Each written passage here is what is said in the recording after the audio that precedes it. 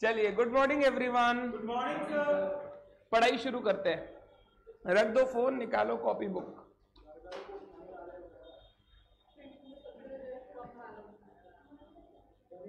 Good morning Neha, good morning Amit, good morning Tarun. आज हम लोग नया चैप्टर चालू करेंगे। चैप्टर का नाम हायर परचेज। हेडिंग दे कॉपी में।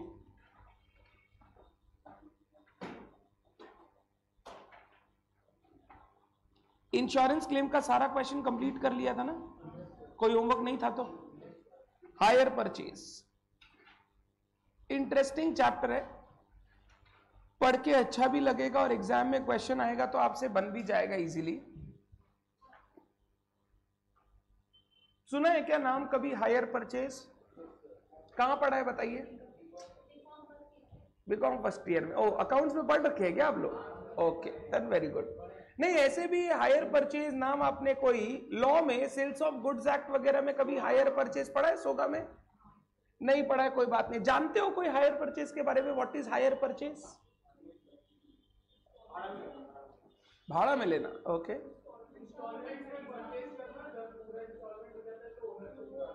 Okay okay okay sir, hire purchase business में एसेट खरीदने का एक तरीका है जहां पे हम लोग एसेट एक्वायर करते हैं by paying for the same in installments.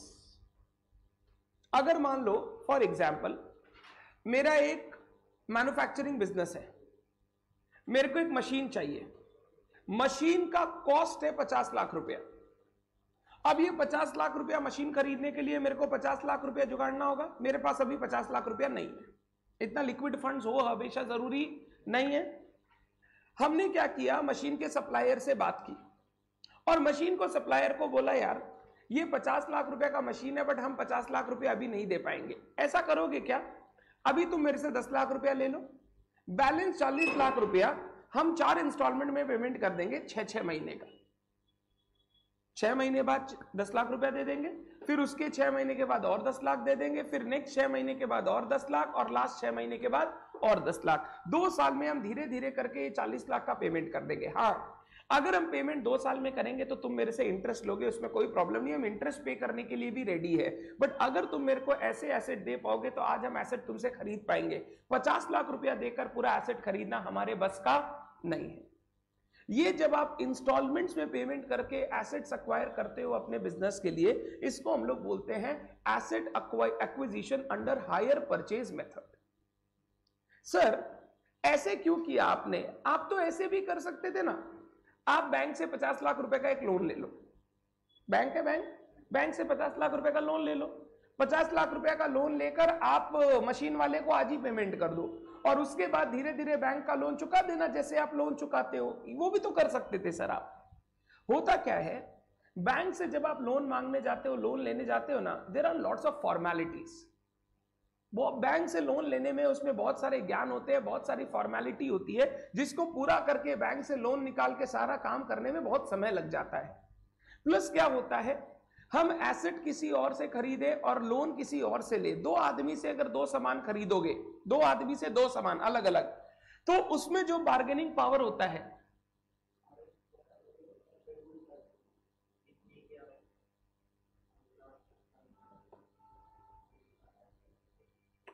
हमको लगा तुम उसमें लेगा, उसमें शेड्यूल करके ले, उसको डिलीट कर दे लिंक को, उसमें शेड्यूल करो। खाली एक ही ग्रुप में तो भेजना है। ओहो, सुनो, मैं बोल रहा हूं कि अगर मैं एक जन से लोन लूं और एक जन से एसेट खरीदूं, 2 जन से अलग अलग सामान खरीदूं, तो जो बार्गेनिंग पावर रहेगा उससे ज्यादा बार्गेनिंग पावर रहेगा अगर एक ही आदमी से वो दोनों सामान खरीदते हैं। एग्जाम्पल, तुमको घी चाहिए, चावल चाहिए। अब घी चाहिए, चावल चाहिए, एक ही किराना का दुकान से खरीदोगे दोनों सामान तो उसको बोल सकते हो थोड़ा डिस्काउंट दीजिए ना। घी किसी और से खरीदोगे, चावल किसी और से खरीदोगे तो डिस्काउंट मिलने का प्रोबेबिलिटी कम है। इसीलिए हम लोग बहुत बार लोन के मॉडल में नहीं जाकर हायर परचेज सिस्टम यूज करते हैं ताकि हम अपना एसेट एक्वायर कर सके और उसका पेमेंट धीरे धीरे इन इंस्टॉलमेंट कर सके। ये जो धीरे धीरे पेमेंट करने की सुविधा है ये एक फाइनेंसिंग अरेंजमेंट है। क्या अरेंजमेंट है? फाइनेंसिंग। बिजनेस में हमारे पास अभी पैसा नहीं है तो हमने सामने वाले से बात कर ली कि तेरा पैसा आज नहीं चुका के तेरे को 2 साल के अंदर चुका दूंगा धीरे धीरे विद इंटरेस्ट। तो ये बिजनेस में फाइनेंसिंग अरेंजमेंट है जिसके थ्रू हमने एक एसेट को एक्वायर किया है। अब ये फाइनेंसिंग अरेंजमेंट 2 जनों से हो सकता है। एक तो है जो सप्लायर है एसेट का, वही तुमको बोल देगा ठीक है मैं तुमको अलाउ करता हूं, तुम आज 10 लाख रुपया दो, नेक्स्ट 40 लाख रुपया धीरे धीरे करके 10 लाख का पेमेंट कर देना विद इंटरेस्ट। मैं बोला ठीक है चलो मंजूर। ये हो गया, आपको सप्लायर ने ही हायर परचेज का फाइनेंसिंग का अरेंजमेंट कर दिया। कभी कभी सप्लायर ना बोलता है हम नहीं करेंगे, हमको भैया 50 लाख रुपया दीजिए, मशीनरी ले जाइए, हम धीरे धीरे पेमेंट नहीं लेंगे, हम तकादा नहीं करेंगे, वेट नहीं करेंगे 2 साल तक का आपका पैसा आने का। ये सब अरेंजमेंट आप ना एनबीएफसी कंपनीज होती है, नॉन बैंकिंग फाइनेंस कंपनीज, जो लीजिंग का काम करती है, हायर परचेज का काम करती है। जैसे मैं तुमको एकदम एक बेसिक एग्जांपल देता हूं, तुम लोग जानते हो बजाज फाइनेंस। बजाज फाइनेंस जाते हो, अगर कोई ग्रेट ईस्टर्न वगैरह, अगर आप कोई कंज्यूमर ड्यूरेबल की दुकान में गए हो तो वहां पर आप जाके देखोगे, आपको मान लो एक टीवी खरीदना है जिसका दाम है 50,000 रुपया। वहां पे एक बजाज फाइनेंस का कंपनी का आदमी बैठा रहता है, वो बोलता है कि आप टीवी खरीदना चाहते हैं तो हम इसके लिए आपको फाइनेंस देंगे, आपको 50,000 रुपया एक बार में नहीं देना होगा, आप एक काम कीजिए 10,000 रुपया अभी दे दीजिए, 5,000 रुपया करके 8 इंस्टॉलमेंट में 40,000 और दे दीजिएगा, 50,000 का टीवी आपका। तो ये कंपनीज है, एनबीएफसी कंपनी। बजाज फाइनेंस हमको टीवी नहीं बेच रहा, टीवी हम ग्रेट ईस्टर्न से खरीद रहे हैं, फाइनेंस किससे करवा लिए? बजाज फाइनेंस। और जनरली इन लोगों का टाई अप रहता है। क्या रहता है? टाई अप रहता है। जैसे आप गाड़ी खरीदने जाओगे, अगर आप बोलोगे ना मेरे को फाइनेंस में चाहिए, तो तुमको किसी और के पास जाने का दरकार नहीं है, वही गाड़ी वाला ही तुमको फोन में बात करवा देगा, इनसे बात कर लीजिए फाइनेंस कर देंगे। तो वो बोल देगा देखो हम तो फाइनेंस नहीं देते, हमको तो अपना 50 लाख रुपया चाहिए। अगर आपको फाइनेंस कराना है तो ये 2-3 नंबर्स है, ये 2-3 लोग है, कंपनीज है, ये फाइनेंसिंग करती है, आप इनसे बात कर लीजिए, इनसे फाइनेंस ले लीजिए, हम मशीन बेचेंगे, हमको पूरा का पूरा पैसा आज ही चाहिए। तो तुमको जब बजाज फाइनेंसिंग फाइनेंस करके देता है ना, ग्रेट ईस्टर्न को तुम कोई रुपया नहीं देते हो, तुम तो बजाज फाइनेंस को 10,000 रुपए का चेक देते हो। ग्रेट ईस्टर्न और बजाज फाइनेंस में क्या बात हुआ है? बजाज फाइनेंस हर दिन हर महीने में ग्रेट ईस्टर्न का जो माल बिका उसको उसका पैसा दे देगा और वो तुमसे पैसा धीरे धीरे धीरे धीरे धीरे करके लेगा। ग्रेट ईस्टर्न बोला हम कस्टमर से तकादा नहीं करेंगे, हमारा काम है कंज्यूमर ड्यूरेबल बेचना, हम लोग तो कंज्यूमर ड्यूरेबल खरीद के बेचते हैं, कस्टमर को फाइनेंस करना, तकादा करना ये काम हमारा नहीं है। क्योंकि ये काम हमारा नहीं है, हम इस पेचीदे में पड़ेंगे भी नहीं। आपको जो करना है बजाज फाइनेंस आप करो, हमको तो अपना टीवी का पैसा आज ही मिल जाना चाहिए। अब आप बोल दिए कस्टमर को, कस्टमर तो धीरे धीरे देगा, आप हमको पेमेंट कर दीजिए, पैसा आप धीरे धीरे कस्टमर से लेते रहिए। तो ये हायर परचेज या फाइनेंसिंग अरेंजमेंट बैंक से नहीं करा के आप 2 जनों से करा सकते हो। या तो सप्लायर खुद ही कर देगा, या फिर सप्लायर बोलेगा कोई एनबीएफसी कंपनी जिसका काम है हायर परचेज का, लीजिंग का, इंस्टॉलमेंट पेमेंट्स का, वो आपको ये काम करके देगी। तो जब आप इस तरीके से एसेट को अक्वायर करते हो, हम लोग इसको बोलते हैं एसेट अक्वायर करना अंडर हायर परचेज सिस्टम। एक हायर परचेज का ही भाई है इंस्टॉलमेंट पेमेंट सिस्टम।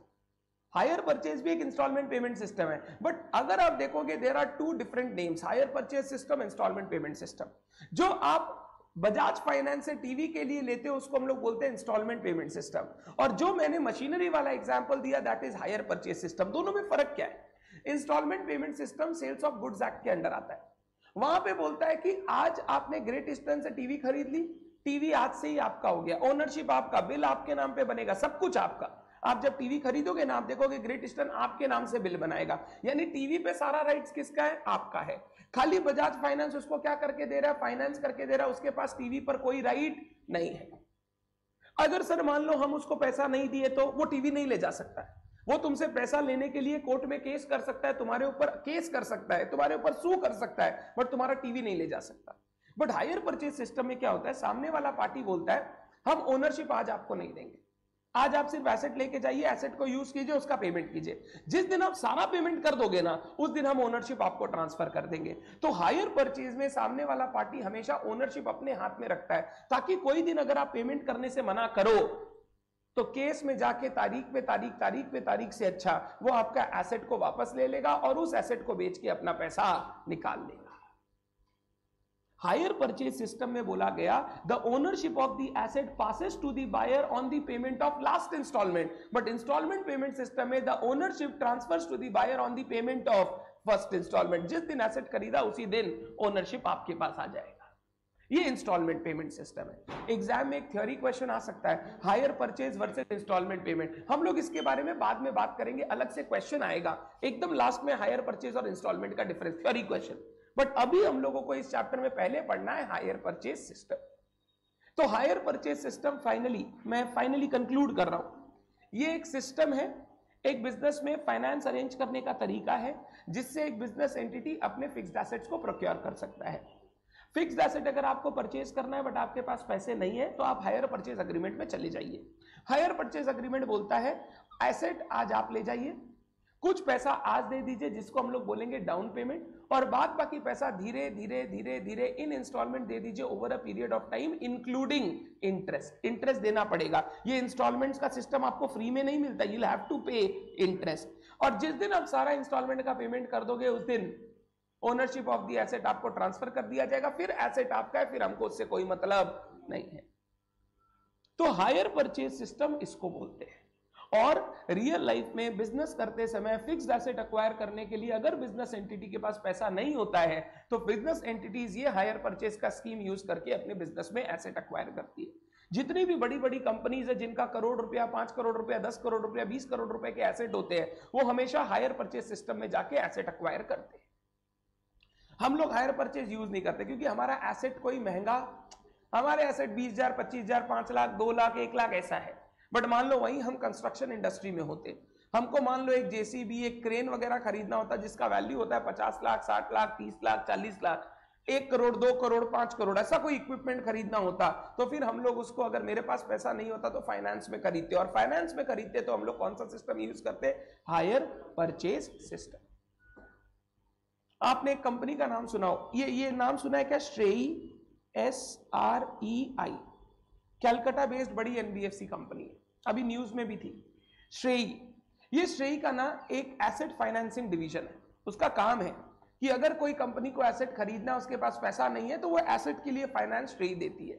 ये leasing company, hire purchase company का काम करती है। मान लो मेरे को एक मशीन चाहिए, मशीन का दाम है 2 करोड़ रुपया, मेरे पास पैसा नहीं है, मैं श्रेई के पास जाऊंगा, श्रेई को बोलूंगा श्रेई मेरे लिए ये 2 करोड़ रुपए का मशीन खरीद के दो, इसमें 50 लाख रुपया हम आपको आज अपफ्रंट दे देंगे, बैलेंस 1.5 करोड़ रुपया 3 साल में आपको धीरे धीरे विद इंटरेस्ट चुकाएंगे। श्रेई बोला चलो डन, हम आपके लिए करके देंगे। श्रेई क्या करता है? उस कंपनी से मशीन खरीदता है। श्रेई के पास बहुत पैसा है, वो कंपनी को अपफ्रंट पेमेंट कर देता है, तुमको मशीन दे देता है और तुमसे वो धीरे धीरे पैसा वसूल करता है। ये सिस्टम को हम लोग बोलते हैं हायर परचेज सिस्टम। हाँ, सिक्योरिटी मांग सकता है आपसे। जनरली हम लोग अगर बैंक से करवाते तो वो तुमसे कुछ मांगता, बट जब आप एनबीएफसी कंपनी से करवाते हो ना, उसका फायदा यही होता है वो लोग सिक्योरिटी वगैरह नहीं मांगता है ज्यादा, क्योंकि उसका एसेट के ऊपर ऑलरेडी राइट है। वो जानता है आप लेकर भाग, एसेट तो लेकर कहीं भाग नहीं सकते, तो उसका एसेट पर राइट है। वो आपके एसेट का ओनरशिप आपको ट्रांसफर नहीं किया है, आपसे वो ऐसा इंस्टॉलमेंट सेट करेगा कि आप धीरे धीरे इंस्टॉलमेंट पेमेंट करते जाओ। अगर आप कभी इंस्टॉलमेंट पेमेंट करने से फेल किए, वो एसेट उठाकर ले जाएगा और फिर उस एसेट को बेचकर अपना पैसा रियलाइज कर लेगा। इसके लिए कोई गिरवी, इसीलिए मैं बोला बैंक से लोन लेने जाएंगे 100 फॉर्मेलिटी है, इंक्लूडिंग ये सिक्योरिटी वाला फॉर्मेलिटी। बट ये जो एनबीएफसी कंपनी वगैरह, लीजिंग वगैरह कंपनी से जाके करेंगे तो ये सब फॉर्मेलिटी खत्म हो जाता है। और हायर परचेज में ऐसे ही खत्म हो जाता है क्योंकि वो एसेट अभी भी उसी कंपनी का एसेट मेरे नाम पर, अगर कोई कारण से हम पेमेंट करना बंद किए तो वो एसेट वापस लेकर चले जाएंगे। तो यहां पे कुछ गिरवी वगैरह नहीं रखना पड़ता, वो इसी से काम कर लेते हैं। इसको हम लोग बोलते हैं हायर परचेज। और हम लोगों को इस चैप्टर में इसी एसेट एक्विजिशन का अकाउंटिंग करना है कि अगर हमने कोई एसेट हायर परचेज सिस्टम के अंदर खरीदा है तो उसकी अकाउंटिंग कैसे की जाएगी। बड़ा ही सिंपल चैप्टर, बड़ा ही इजी चैप्टर है, कुछ नहीं है। 2 चीज का अकाउंटिंग एक साथ करना है, एसेट खरीदने का, उसका डेप्रिसिएशन वगैरह का, और दूसरा लोन का। आप यहां क्या कर रहे हो? दो ट्रांजैक्शन एक साथ कर रहे हो, एक एसेट खरीद रहे हो और एक लोन ले रहे हो। लोन का पेमेंट धीरे धीरे करोगे तो उसका पेमेंट जैसे जैसे विद इंटरेस्ट दिखाते हो दिखा देना, और एसेट का अकाउंटिंग जैसे आप डेप्रिसिएशन वगैरह करते हो वैसे कर ले। तो अगर कोई बच्चा अकाउंटिंग पूछता है तो मैं बोलता हूं दो चीज की अकाउंटिंग होगी, एक एसेट खरीदने की अकाउंटिंग और दूसरा लोन की अकाउंटिंग। तो लोन की जैसे अकाउंटिंग करती हो वैसे चलना, एसेट का जैसे अकाउंटिंग करते हो वैसे चलना, अपने आप आपका अकाउंटिंग हो जाएगा। हम लोगों को इस चैप्टर में ये सीखना है हायर परचेज ट्रांजैक्शन की अकाउंटिंग कैसे होती है। बट अकाउंटिंग सिखाने से पहले ना इस एग्रीमेंट के तहत बहुत सारे आपको कंप्यूटेशन करने पड़ते हैं, कितना कितना रुपया कैसे कैसे आएगा, इंटरेस्ट कितना कितना लेना है, कितना रुपया एसेट का दाम है, कितना रुपया हमको सामने वाले से लेना है, ये सारे कैलकुलेशन पहले आपको करने पड़ते हैं। ये कैलकुलेशन करने के बाद हम लोग अकाउंटिंग शुरू करते हैं। तो फर्स्ट पार्ट इज कैलकुलेशन करना, सेकेंड पार्ट इज अकाउंटिंग करना। पहले हम लोग सारा कैलकुलेशन सीखेंगे, फिर हम लोग अकाउंटिंग में जाएंगे। फर्स्ट क्लास सेकेंड क्लास दो क्लास सिर्फ कैलकुलेशन पे रहेगा, नेक्स्ट 2-3 क्लास सिर्फ अकाउंटिंग पे रहेगा। डन है बात। हायर परचेज किसको बोलते हैं, ये बात समझ में आया? लिखे। नो कॉस्ट ईएमआई क्या होता है? यही वाला जो आजकल कंज्यूमर ड्यूरेबल्स में चलता है। नो कॉस्ट ईएमआई में बोलते हैं 0% इंटरेस्ट पे हम आपको देंगे। 0% इंटरेस्ट का मतलब होता है, मान ले तुम एक टीवी खरीद रहा है 50,000 का, तेरे से पैसा देख वो कितना लेगा, 10,000 आज दे दे और 5,000 का 8 इंस्टॉलमेंट दे दे। पता कितना हुआ टोटल? 50,000। तो मतलब वो तेरे से कोई इंटरेस्ट नहीं लिया। अब इस केस में क्वेश्चन अराइज होता है, सर बजाज फाइनेंस फिर कमाएगा क्या? आंसर इज नंबर 1, वो कमाएगा, तुमसे वो प्रोसेसिंग फीस लेगा। जब भी तुम ये कराओगे तुमसे एक प्रोसेसिंग फीस लेगा, वो प्रोसेसिंग फीस का कमाई। नंबर 2, ग्रेट ईस्टर्न से वो क्या बात करता है? ग्रेट ईस्टर्न को बोलता है कि भाई ग्रेट ईस्टर्न का अगर आज से 6 साल पहले जब हम लोग ऑडिट करते थे, जब मैं आर्टिकलशिप में ऑडिट करता था, ग्रेट ईस्टर्न की इंटरनल ऑडिट करता था, उस समय ये बजाज फाइनेंस वगैरह का कॉन्सेप्ट बहुत कम आया था। मतलब इनिशियल स्टार्ट हुआ था, मतलब 10 साल की, लास्ट 8-9 साल की कहानी है, उससे पहले ये सब नहीं होता था। अब उस समय जब हम ऑडिट करते थे, बजाज फाइनेंस आने से पहले सेल जो था, बजाज फाइनेंस के आते ही सेल डबल हो गया था, सब कोई खरीदने लग गया। मतलब आजकल एसी गरीब और अमीर बोल के कुछ नहीं है, सबके घर पे एसी है। अच्छा टीवी गरीब अमीर बोल के कुछ नहीं है, सबके घर पे टीवी है। क्यों है? Because of this instalment system. आदमी बोलता है अगर मैं महीने के 20,000 कमा रहा हूं, फॉर एग्जाम्पल 12,000 मेरे घर का खर्चा है महीने का, कितना बचा? 8,000। एक काम करो, एक एसी चाहिए घर में, बहुत गर्मी है। अब एसी कैसे खरीदेंगे? सबसे पहले मान लो 30,000 रुपए का एसी है, तो 30,000 के एसी में उसको बोलेंगे, मान लो वो 6,000-7,000 रुपया डाउन पेमेंट ले लेगा, बचा 24,000, वो 12 इंस्टॉलमेंट करके 2-2 हजार रुपया पेमेंट कर देंगे। तो हर महीने 2-2 हजार रुपया जाएगा, तो इतना फर्क भी नहीं पड़ेगा, और 1 साल बाद एसी पूरा का पूरा फ्री हो जाएगा, अपना हो जाएगा। इस तरीके से एसेट लोग खरीदते हैं। तो कंज्यूमर बहुत बढ़ गए, डिमांड बहुत बढ़ गया जैसे ये सिस्टम आया। अब क्या बोला बजाज फाइनेंस, ग्रेट ईस्टर्न, हम वादा करते हैं कि तुम्हारा सेल जो था उसका 2 गुना 3 गुना 4 गुना कर देंगे। इसके लिए हमको तुमसे क्या चाहिए? हम कस्टमर से कुछ नहीं मांगे, क्योंकि कस्टमर से इंटरेस्ट लेंगे तो कस्टमर हायर परचेज बंद कर देगा इंस्टॉलमेंट। अगर तुम कस्टमर को बोलोगे ना 50,000 नॉर्मल दाम है, इंटरेस्ट में लेंगे तो 55,000 पड़ेगा, बोला छोड़ आज ही ले लेंगे, और नहीं तो नहीं लेंगे, नहीं लेना है, बात खत्म। इंटरेस्ट लेते ही तुम मना कर दोगे। 500, 700, 800, 1,000 रुपया तक प्रोसेसिंग फीस बोलता है तो लोग बोल देता है ठीक है ले लो। वही वो बोला 2-3 हजार रुपया का इंटरेस्ट लेंगे, लोग देखना मना करना शुरू कर देगा, नहीं खरीदना है हमको, नहीं करना है हमको, नहीं लेना है। 2-3-4 हजार रुपया एक्स्ट्रा देके क्यों खरीदेंगे? जब पैसा होगा बचा बचा के, धीरे धीरे बचा बचा के खरीदेंगे, यही होता है। तो बोला तुम्हारा सेल बढ़ेगा, तो तुमको क्या करना है? हम लोग जो तुमको ये सेल बढ़ा के दे रहे हैं, जितने भी कस्टमर हम तुमको ला कर देंगे, जो हमारे थ्रू तुम्हारे पास आएगा, मतलब फाइनेंसिंग के थ्रू तुम्हारे पास आएगा, उस सेल का 5% अमाउंट, 3% अमाउंट तुम बजाज फाइनेंस को दोगे। मतलब अगर एक टीवी 50,000 का बेचा, उस 50,000 में मान ले 3% का बात हुआ तो 1,500 बजाज फाइनेंस काट लेगा, और बैलेंस 48,500 ग्रेट ईस्टर्न को पेमेंट कर देगा। तो बजाज फाइनेंस का कमाई यहां से आ गया। मतलब वो कस्टमर से नहीं लेकर ग्रेट ईस्टर्न से ले रहा है। कस्टमर से वो एक उससे कमा रहा है application fees, initial registration fees, और उसके बाद वो किससे कमा रहा है? ग्रेट ईस्टर्न से लेके कमा रहा है। क्योंकि इसका धंधा इतना बल्क है, इतना ह्यूज है, उसका प्रॉफिट्स लंबा हो जाता है। आज के दिन सबसे ज्यादा कंज्यूमर ड्यूरेबल में successful companies Bajaj finance. Bajaj finance का शेयर का भाव देखोगे तो कंसिस्टेंटली बढ़ा है, क्योंकि इस मार्केट का वो किंग है, किंग। और भी कंपनीज है, कैपिटल फर्स्ट वगैरह दूसरी कंपनीज भी है, बट इस मार्केट में किंग इज बजाज फाइनेंस। अब ये बजाज फाइनेंस का ये काम है तो वो ग्रेट ईस्टर्न से परसेंटेज लेके कमाता है। और ग्रेट ईस्टर्न को भी कोई दुख नहीं आ रहे, पहले 50 एसी बिकता था, अब इसके कारण 200 एसी बिकने लग गया महीने में। तो भाई 150 एसी ज्यादा बिक रहा है, 2-3% अगर किसी को देना भी पड़े तो कोई प्रॉब्लम करेंगे हम लोग। सेल इतना जब लंबा चौड़ा बढ़ेगा तो क्यों नहीं करेंगे, आराम से करेंगे। और तुम आज के दिन देखोगे ना सच में जाके, अगर कस्टमर 50 कस्टमर माल खरीदा है तो 40 कस्टमर फाइनेंसिंग के थ्रू खरीदता है, 10 कस्टमर एकदम पेमेंट करके खरीदता है। 40 कस्टमर फाइनेंसिंग में खरीदता है, मतलब 80% मार्केट इज फाइनेंसिंग। इतना बड़ा जब मार्केट होगा तो ग्रेट ईस्टर्न डिपेंड करे, ग्रेट ईस्टर्न कर बोलते बजाज फाइनेंस हम देख लेंगे, हमको क्या करना है। तुम देख लोगे ग्रेट ईस्टर्न का दुकान खाली होने आ जाएगा। तो इसीलिए ये सब दोनों म्यूचुअल धंधा है। सबसे ज्यादा फायदा इसमें कस्टमर का होता है, उसको अपना एसेट रेडी हो जाता है, मिल जाता है। और इससे एक नुकसान भी है, बेकार की फिजूल खर्ची शुरू हो गई। जिस घर में एक एसी से चल सकता था वो भी 3 एसी लगा रहे हैं। समझ रहे हैं बात में? जिस घर में टीवी का दरकार नहीं, जहां पे मियां बीवी दोनों काम करता है, टीवी देखता ही नहीं, रात को आके फोन में ही नेटफ्लिक्स देखता है, वो भी टीवी लगा रहे हैं। इससे बेकार का खर्चा बहुत बढ़ गया है। ये जो ईएमआई का सिस्टम है ना, ये तुम देखोगे जितने भी सैलरीड पर्सन है ना, मेरे दोस्त वगैरह, वो लोग हमेशा ये क्यों बोलते हैं पता है, कि हमारे पास पैसा नहीं रहता यार मंथ के एंड में, क्योंकि आधा पैसा तो ईएमआई सर्व करने में चला जाता है। तो जब ईएमआई सर्व करने में इतना पैसा चला, और ये सब होते, इन एसेट्स को हम लोग बोलते हैं नॉन प्रोडक्टिव एसेट। क्लास में लगा हुआ एसी और घर पे लगा हुआ एसी में बहुत फर्क है। क्लास में लगा हुआ एसी रिटर्न जनरेट करके दे रहा है, इसके बिना हम क्लास में पढ़ा नहीं पाएंगे, क्लास में पढ़ाएंगे नहीं तो पैसा नहीं कमाएंगे। बट वही घर पे लगा हुआ एसी रिटर्न जनरेट करके नहीं देगा। वो आपने लगा लिया, नेक्स्ट दिन उसका भाव आधा हो गया। मान लो आज तुमने एसी लगाया, कल मार्केट में जाओ बोला बेचेंगे, 40,000 का एसी 20,000 से ऊपर नहीं बिकेगा। 20,000 क्या 10,000 भी दे दे तो बड़ा बात है।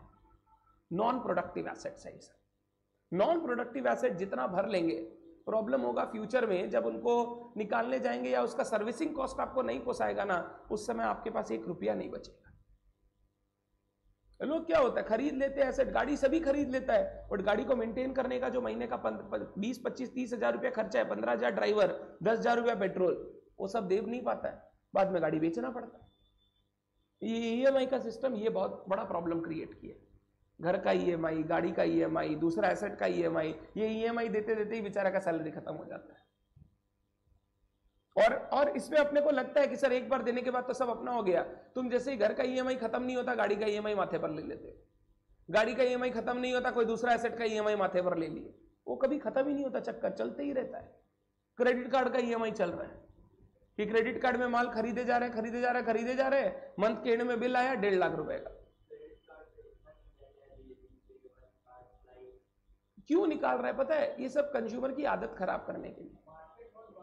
ये तुम जो मोबाइल फोन में यूपीआई वगैरह यूज करते हो ना, तुम्हारी आदत खराब कर रहे हैं। एक पॉकेट से 500 रुपए का नोट निकाल के किसी को दो, दिल में दर्द होगा।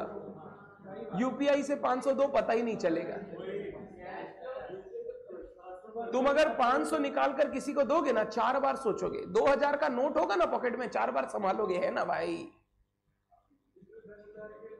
इसमें 10,000 भी चला जाता है तो पता नहीं चलता।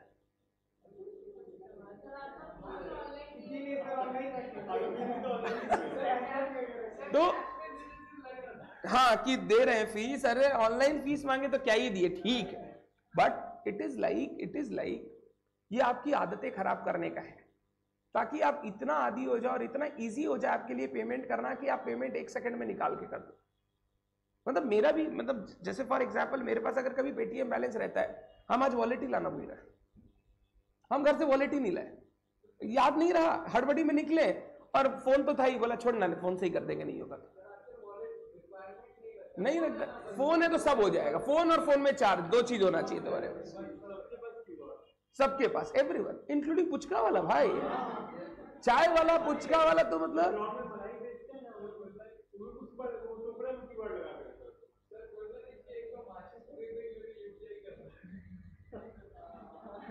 वैसे सिगरेट खरीदो, माचिस फ्री मिलता है जलाने के लिए वहीं पे। ओ पूजा पाठ के लिए, ठीक है, उसके लिए तो लाइटर रखते हो तुम, हाँ ठीक है।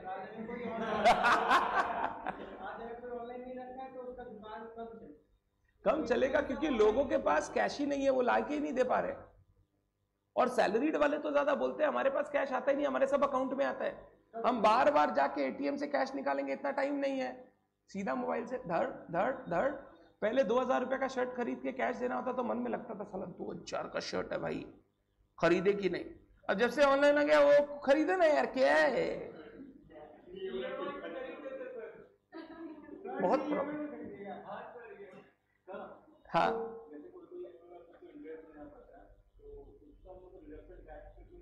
मिलता है कोई भी interest payment, unless that must be for business purpose. Personal purpose के लिए अगर कोई इंटरेस्ट पेमेंट कर रहे हो, that is not a part of business expenditure, उसका कैसे मिलेगा? हाँ मशीनरी खरीद रहे हो, मशीनरी के लिए लोन लिया, इंटरेस्ट पे कर रहे हो, डिडक्शन मिलेगा पीजीपीपी में, क्यों नहीं मिलेगा? बिल्कुल मिलेगा, 100% मिलेगा। आइए लिखना शुरू करेंगे आप। तो low cost zero cost EMI समझ में आया क्या बोलते हैं? नंबर 1 देखिए, hire purchase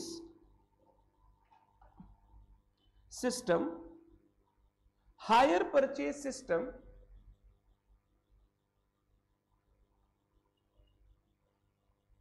is a arrangement या agreement between two parties, party का नाम बोल रहा हूं, हायर परचेजर, परचेजर मतलब जो एसेट खरीद रहा है, एंड हायर वेंडर, वेंडर मतलब जो बेच रहा है।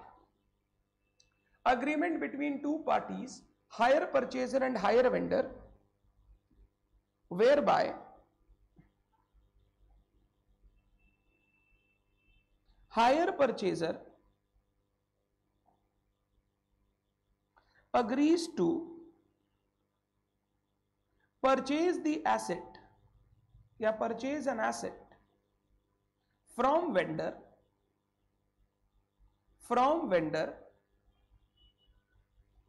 by paying for it in installments, by paying for it in installments along with interest, installments along with interest over a specified period,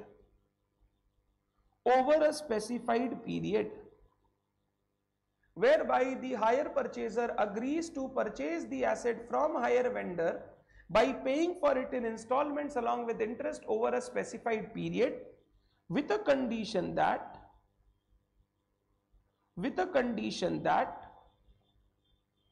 the ownership of the asset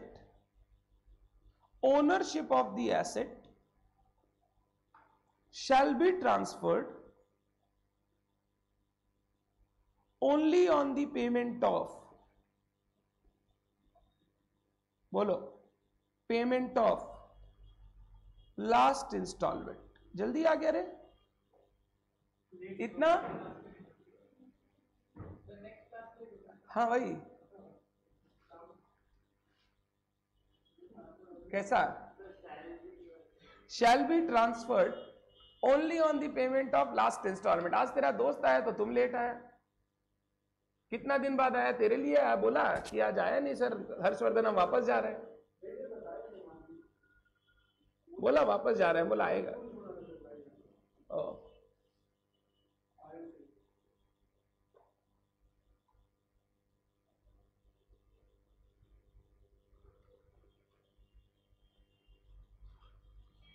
Hire purchase is an agreement between two parties, purchaser and vendor, whereby the purchaser agrees to buy an asset from the vendor by paying for the same in installments over a specified period of time, with a condition that the ownership of the asset shall be transferred only on the payment of last installment.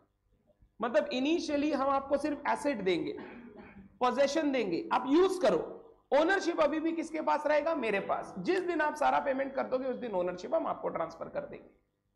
ये क्यों रखता है? ताकि उसके पास एक right रहे कि तुम अगर पेमेंट नहीं करोगे तो वो एसेट वापस उठाकर ले जा सकता है, क्योंकि ओनरशिप किसके पास है? उसके पास है। लीगल ओनरशिप आज भी उसके पास है, तो वो चाहे तो एसेट वापस उठाकर ले जा सकता है। मेरे साथ ये डायग्राम बनाए, ये डायग्राम आपको पूरे चैप्टर को एक जगह पे लेके आएगा। एक साइड हो गया हायर परचेजर, एक साइड हो गया हायर वेंडर, हायर परचेजर हो गया business entity, business entity which needs asset, ये बिजनेस एंटिटी हो गया जिसको एसेट चाहिए।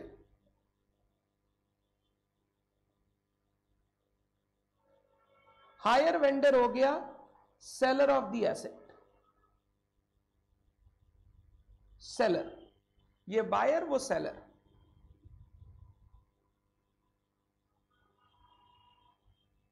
अब इन दोनों के बीच में कुछ होता है, बोलो क्या? अग्रीमेंट। क्या तुम लोग गंदे बच्चे, इन दोनों के बीच में हायर परचेज अग्रीमेंट होता है।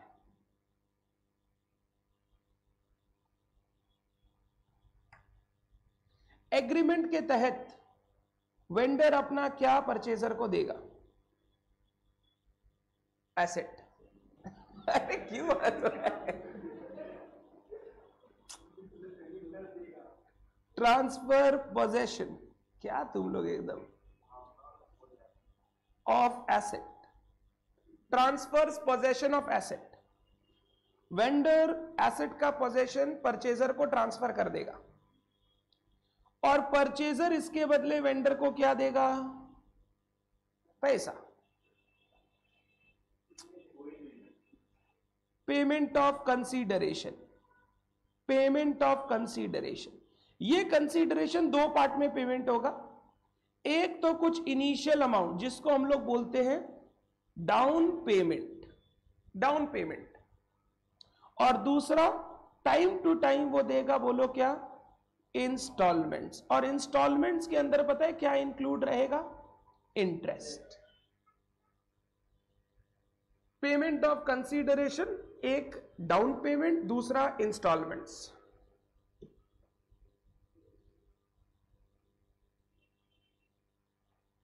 जिस दिन सारा पेमेंट हो जाएगा, बोलो वेंडर परचेजर को क्या दे देगा? Ownership. Number 4, ownership transferred on payment of all installments.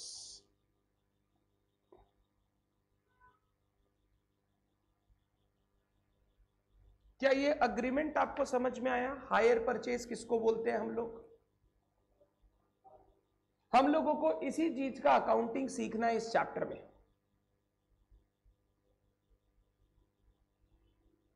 मैंने ना पॉइंट 1 2 3 4 लिखा है, प्लीज उस आप भी लिखिएगा ताकि आपको पता चले ट्रांजैक्शन कैसे होगा। सीक्वेंस नंबर 1 अग्रीमेंट होगा, नंबर 2 वो एसेट देगा, नंबर 3 हम डाउन पेमेंट देंगे और फिर धीरे धीरे इंस्टॉलमेंट्स देंगे, एंड नंबर 4 जब सारा इंस्टॉलमेंट पे हो जाएगा तो ओनरशिप आ जाएगा हमारे पास।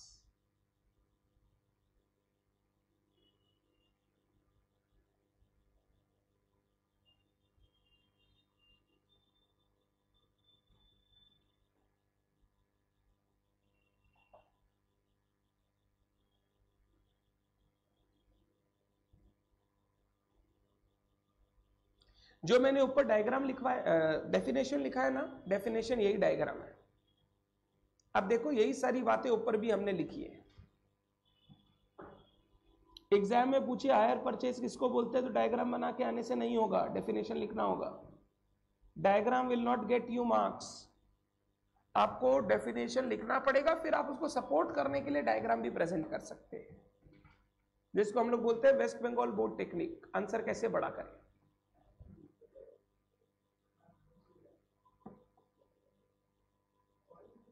पक्का क्लियर है?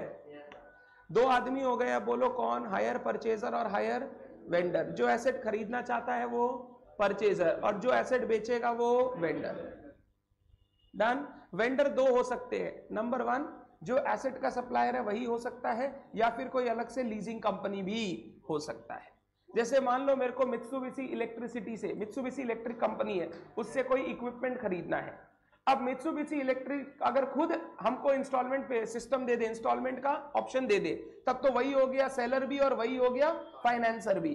बट मित्सुबिशी बोले हमको तो मेरा पैसा पूरा चाहिए, हम कोई फाइनेंसिंग नहीं करते। हमने क्या किया, श्रेयी को बोला मेरे को ये एसेट खरीद के दे दो, हम तुमको पैसा धीरे धीरे दे देंगे। नहीं, इंस्टॉलमेंट और हायर परचेज में फर्क सिर्फ इतना ही होता है, नॉर्मल फर्क, बेसिक फर्क। इंस्टॉलमेंट में ओनरशिप आज ही ट्रांसफर हो जाता है, हायर परचेज में लास्ट में। जब भी बड़ा वैल्यू का कोई चीज होगा ना, ऑलवेज आप देखोगे हायर परचेज ही होगा, वहां इंस्टॉलमेंट सिस्टम नहीं होगा। हायर परचेज भी एक इंस्टॉलमेंट सिस्टम ही है, बट इस इंस्टॉलमेंट सिस्टम में एक कंडीशन है कि ओनरशिप हम ही रखेंगे, ओनरशिप हम तुमको ट्रांसफर नहीं करेंगे। पहले ही ओनरशिप ट्रांसफर हो जाता है, तुम धीरे धीरे पैसा देना, नहीं दोगे तो केस करके पैसा निकालेंगे। 20,000, 50,000, लाख, 2 लाख का सामान ठीक है, 50 लाख, 5 करोड़, 2 करोड़ का माल कभी भी इंस्टॉलमेंट्स में तुमको नहीं मिलेगा, वो हायर परचेज में ही जाना पड़ेगा। And hire purchase is a type of instalment payment system. Done. Point 3 very important. अब यहां से हमारा मेन काम शुरू होता है। सम इंपॉर्टेंट टर्म्स, कुछ इंपॉर्टेंट टर्म्स है जो आपको पता होने चाहिए when you are studying hire purchase transaction.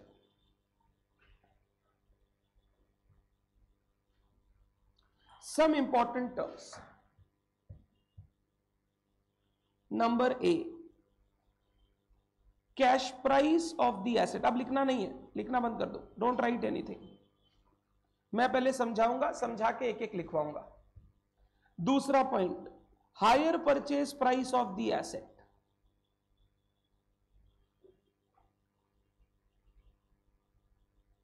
तीसरा वर्ड, डाउन पेमेंट। चौथा वर्ड, इंस्टॉलमेंट्स। ये 4 वर्ड या 4 फिगर्स आपको ऑलवेज एवरी क्वेश्चन में नॉर्मली दिखाई देगा। ये 4 वर्ड आपको बहुत अच्छे से मालूम होना चाहिए। जब आप समझ जाओगे ये 4 वर्ड क्या होता है, तो इन दैट केस फिर हम लोग पता है क्या करेंगे, इनका कंप्यूटेशन करना सीखेंगे कि कैसे कैलकुलेट करते हैं, कैश प्राइस कैसे कैलकुलेट करते हैं, हायर परचेज प्राइस कैसे कैलकुलेट करते हैं, इंस्टॉलमेंट्स कैसे कैलकुलेट करते हैं, वो सब करना सीखेंगे। बट पहले तुमको सीखना होगा ये वर्ड्स है क्या। सबसे पहला वर्ड बोलो, cash price of the asset. 2 word देख लिखा हुआ है, एक कैश प्राइस लिखा हुआ है, एक हायर परचेज प्राइस लिखा हुआ है। खुद सोच के बताना ये 2 वर्ड क्या होना चाहिए।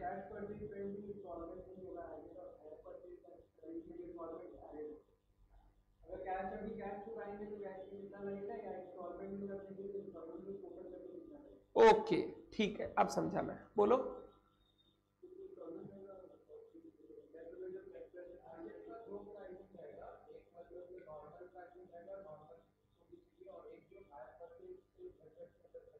क्या डिफरेंस है दोनों में? दीदी बोल रही है सर हायर परचेज प्राइस वाले में इंटरेस्ट भी होगा, बट अगर आप आज पूरा पैसा देके एसेट खरीदते हो तो उसमें इंटरेस्ट का कोई बात, एकदम सिंपल। कैश प्राइस मतलब अगर आज आप एसेट खरीदते हो पूरा का पूरा अपफ्रंट पेमेंट करके, अभी पेमेंट करो एसेट लेकर जाओ, तो फिर एसेट का कितना दाम लगेगा, that is known as cash price of the asset. ये एक्चुअल में एसेट का दाम है। किसका दाम है? एसेट की। एसेट का वैल्यू क्या है, एसेट का मार्केट प्राइस क्या है, एसेट का फेयर वैल्यू क्या है। हम अगर आज एसेट खरीदना चाहे तो मेरे को कितना देना पड़ेगा, ये हो गया कैश प्राइस। अगर आज पूरा पेमेंट करके एसेट खरीद तो कितना रुपया लगेगा। दूसरा होता है हायर परचेज प्राइस। अगर हम इस एसेट को आज पूरा पेमेंट करके ना खरीदे, धीरे धीरे इंस्टॉलमेंट में पेमेंट करके खरीदे, जिसको हायर परचेज सिस्टम बोलते हैं, तो सामने वाला फिर मेरे से एसेट का सिर्फ कॉस्ट नहीं लेगा, उसके साथ साथ वो मेरे से इंटरेस्ट भी लेगा। मान लो एसेट 50 लाख का है, 50 लाख का अगर कैश प्राइस बोलूं तो ये 50 लाख हो गया, आज एसेट खरीदो 50 लाख रुपया दो, बात खत्म।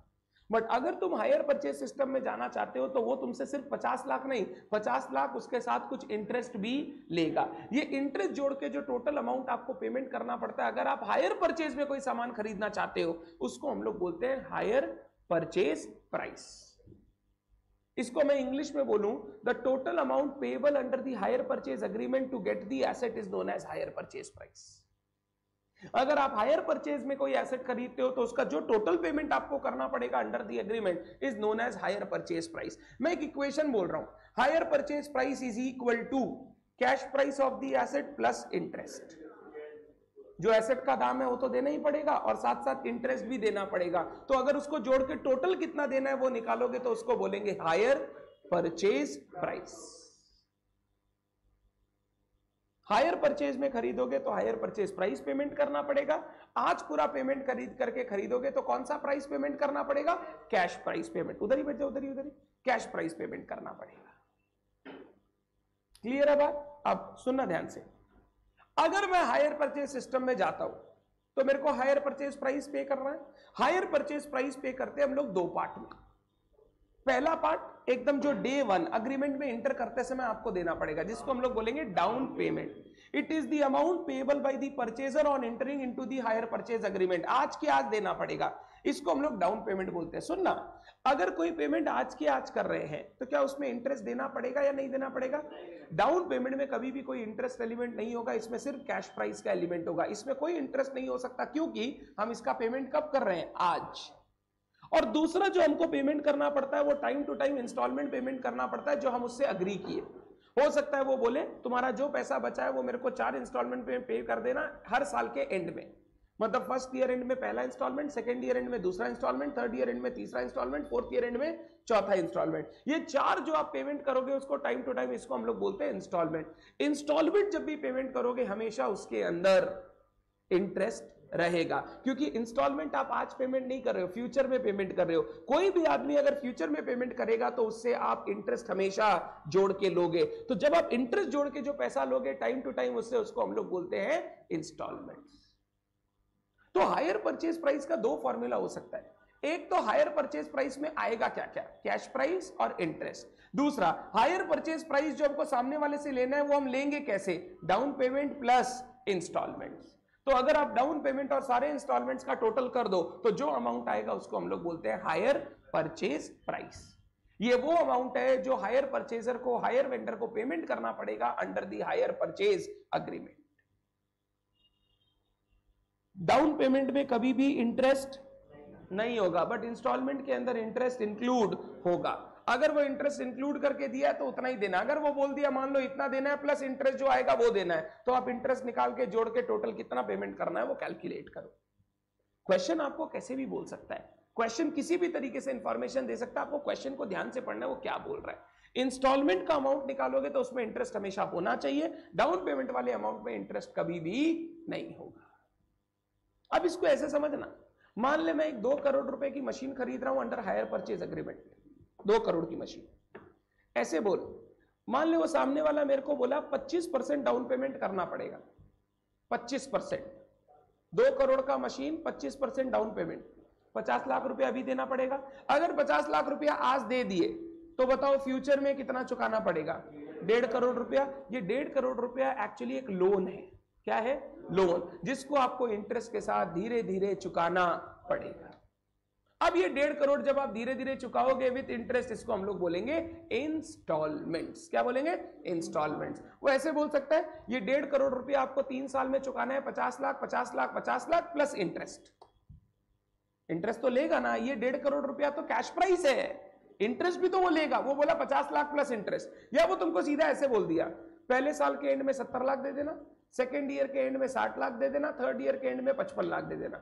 मैं बोला इतना क्यों लोगे? बोला इसमें इंटरेस्ट जुड़ा हुआ है, इंटरेस्ट अलग से फिर देने का दरकार, इसमें इंटरेस्ट जोड़ के हम आपको बता रहे हैं। पहला इंस्टॉलमेंट 70, दूसरा इंस्टॉलमेंट 60, तीसरा इंस्टॉलमेंट 55, मतलब टोटल 185।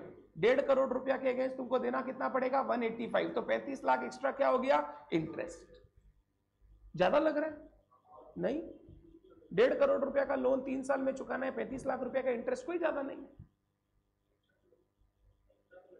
एक्स्ट्रा तो लगेगा ही, तुम अगर लोन लेगे तो एक्स्ट्रा नहीं लगेगा, फ्री में दे देगा। तुम दो हमको 5,000 आज दो, हम 1 साल बाद 5,000 तुमको वापस लौटा देंगे। दोगे? दे दोगे? वेरी गुड, अच्छा बच्चा है। वही 5,000 करोड़ बोल दे तो है ही नहीं सर। देखो समझो बात को, वो क्रेडिबिलिटी की बात कर रहा है। आप पैसा नुकसान नहीं करेंगे, इंटरेस्ट नहीं चाहिए। सुनो ना, आज आप किसी को भी पैसा दोगे, अगर वो आपको वो पैसा थोड़े दिन बाद चुकाएगा तो आप हमेशा उसके साथ क्या लेना चाहोगे? इंटरेस्ट लेना चाहोगे। Interest is an integral part. अगर ये कोई नहीं ले रहा है तो फिर वो बिजनेस को छोड़ के दूसरी बात कर रहा है, वो पर्सनल बात कर रहा है। हम लोग यहाँ पे पर्सनल बात नहीं कर रहे, हम लोग यहाँ पे बिजनेस पॉइंट ऑफ व्यू से बात कर रहे हैं। वो भी बिजनेस कर रहे हैं, हम भी बिजनेस कर रहे हैं, तो वो हमसे इंटरेस्ट लेगा, हमको उसको इंटरेस्ट देना पड़ेगा। बिल्कुल इनकम होगा, मैं प्रॉफिट नहीं बोलूंगा, मैं बोलूंगा इनकम। उसके दो प्रॉफिट हो सकते हैं, एक तो एसेट बेच के जो कमाएगा वो, और दूसरा जो उसको इंटरेस्ट मिलेगा। तो इंटरेस्ट इनकम है उसके लिए, और मेरे लिए ये इंटरेस्ट खर्चा है। अभी मैं अकाउंटिंग में नहीं जाना चाहता, अभी मैं कैलकुलेशन सिखाऊंगा। फिर जैसे ही कैलकुलेशन सीख जाओगे तो फिर इंटरेस्ट का अकाउंटिंग भी सीखेंगे। फॉर द टाइमिंग सिर्फ वर्ड इंटरेस्ट को समझने की कोशिश करो। इंटरेस्ट क्या है? Consideration for financing the asset. आपको वो एसेट फाइनेंस कर रहा है, आप उसका पेमेंट धीरे धीरे करोगे, तो इस धीरे धीरे पेमेंट करने के लिए वो जो आपसे एक्स्ट्रा कंसीडरेशन लेगा उसको हम लोग बोलते हैं इंटरेस्ट। 23% 3 साल में आया ना, 3 साल में, 1 साल का थोड़ी है। 23% 3 साल का है भाई।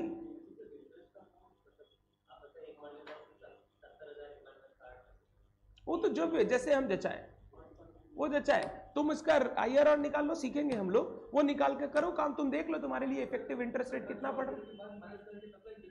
बिल्कुल लगेगा, बिल्कुल। तो ये लोग जो 23% 8% बोल रहे हो गलत है। जब तुम देखोगे ये 10-11% के बराबर होगा, क्योंकि पहला तुम 70 लाख पेमेंट कर दोगे तो फिर बचे हुए भी तो इंटरेस्ट लगेगा। ये कैलकुलेशन सिखाएंगे कैसे होता है। अभी वो सब कैलकुलेशन भूल जाओ, खाली ये 4 वर्ड समझ में आए कि नहीं बताओ। कैश प्राइस मतलब अगर एसेट हम आज ही खरीद ले पूरा पैसा देकर, तो जो दाम एसेट का पड़ेगा that is known as cash price. क्योंकि हम आज देकर नहीं खरीदते, हम धीरे धीरे पेमेंट करेंगे, तो जो पेमेंट हमको हायर परचेज अग्रीमेंट के अंडर करना पड़ेगा to acquire the asset is known as hire purchase price. Hire purchase price में एसेट का कैश प्राइस के साथ साथ इंटरेस्ट भी इंक्लूडेड रहेगा। Down payment, hire purchase price का कुछ पार्ट आपको फर्स्ट डे पेमेंट करना पड़ेगा जिस दिन आप अग्रीमेंट में जाओगे, जिसको हम लोग बोलते हैं डाउन पेमेंट। और बैलेंस जो बचा हुआ अमाउंट है धीरे धीरे स्पेसिफाइड पीरियड में आपको पेमेंट करना पड़ेगा, जिसको हम लोग बोलेंगे इंस्टॉलमेंट। डाउन पेमेंट में कभी भी इंटरेस्ट नहीं होगा क्योंकि वो आज ही पेमेंट हो रहा है। इंस्टॉलमेंट में हमेशा इंटरेस्ट इंक्लूडेड होना चाहिए। क्लियर है बात? लिखे बोलो।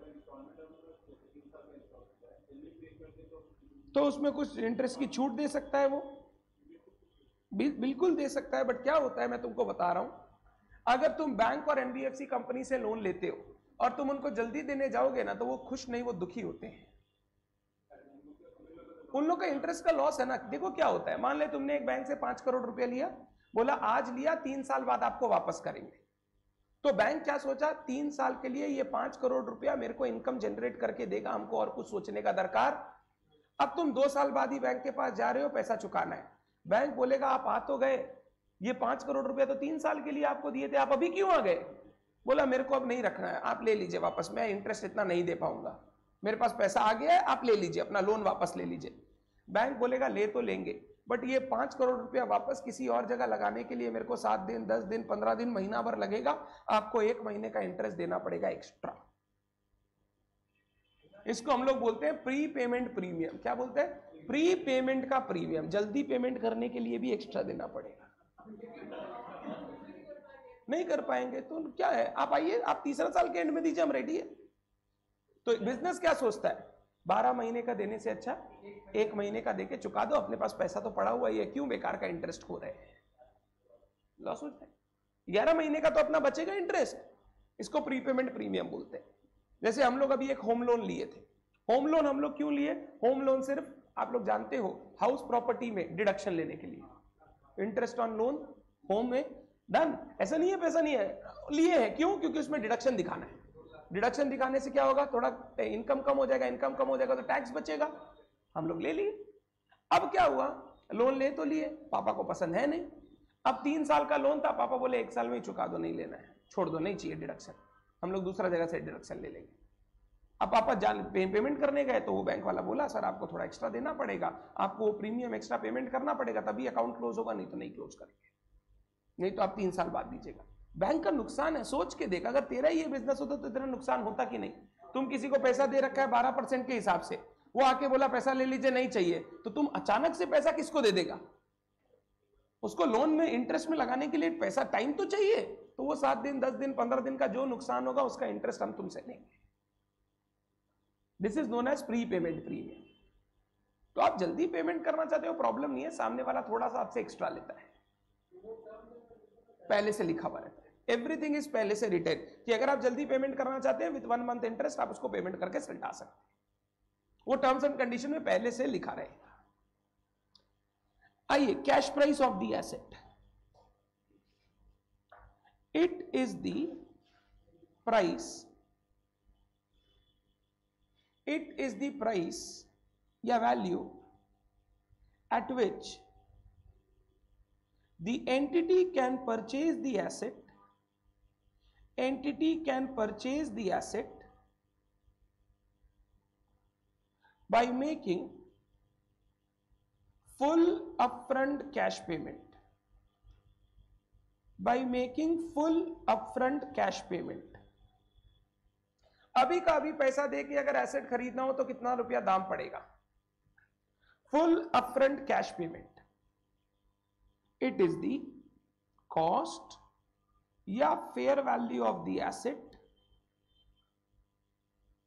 Fair value of the asset as on the date of entering into hire purchase agreement, as on the date of entering into hire purchase agreement। जिस दिन आप हायर परचेज अग्रीमेंट में जा रहे हो उस दिन एसेट का क्या भाव है, वो एसेट के भाव को हम लोग कैश प्राइस बोलते हैं, कि अगर आज हमको खरीदना होता पूरा का पूरा पैसा देके तो कितना रुपया में एसेट हमको मिल जाता, that is known as cash price. क्या कैश प्राइस में कोई इंटरेस्ट इंक्लूडेड है? नहीं सर, ये तो आज का भाव है, आज का भाव में कोई इंटरेस्ट नहीं होगा। Number B, hire purchase price,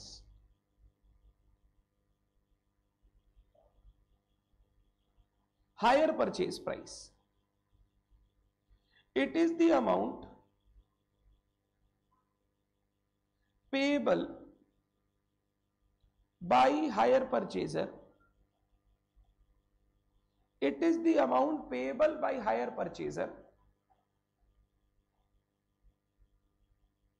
amount payable by hire purchaser for the asset acquired under, for the asset acquired under hire purchase agreement, it is the amount payable by hire purchaser for the asset acquired under hire purchase agreement। hire purchase price is equal to, बोलो, cash price plus interest.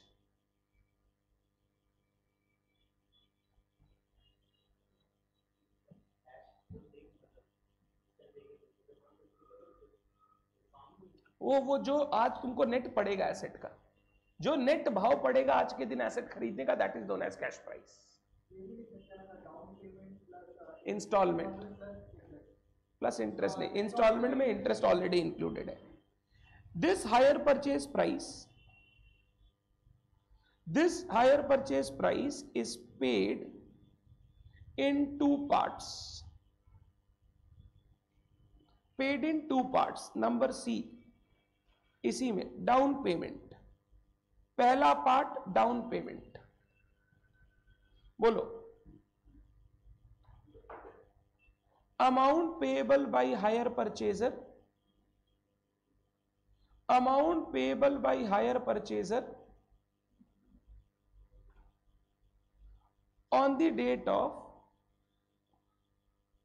entering into, amount payable by hire purchaser on the date of entering into higher purchase agreement. इसको हम लोग upfront payment भी बोलते हैं, upfront. अभी कितना दोगे? Upfront, full stop. It is portion of cash price and does not include, इसमें क्या नहीं रहेगा बोलो? इंटरेस्ट। इसमें इंटरेस्ट नहीं रहेगा, ये आज पेमेंट कर रहे हो आप।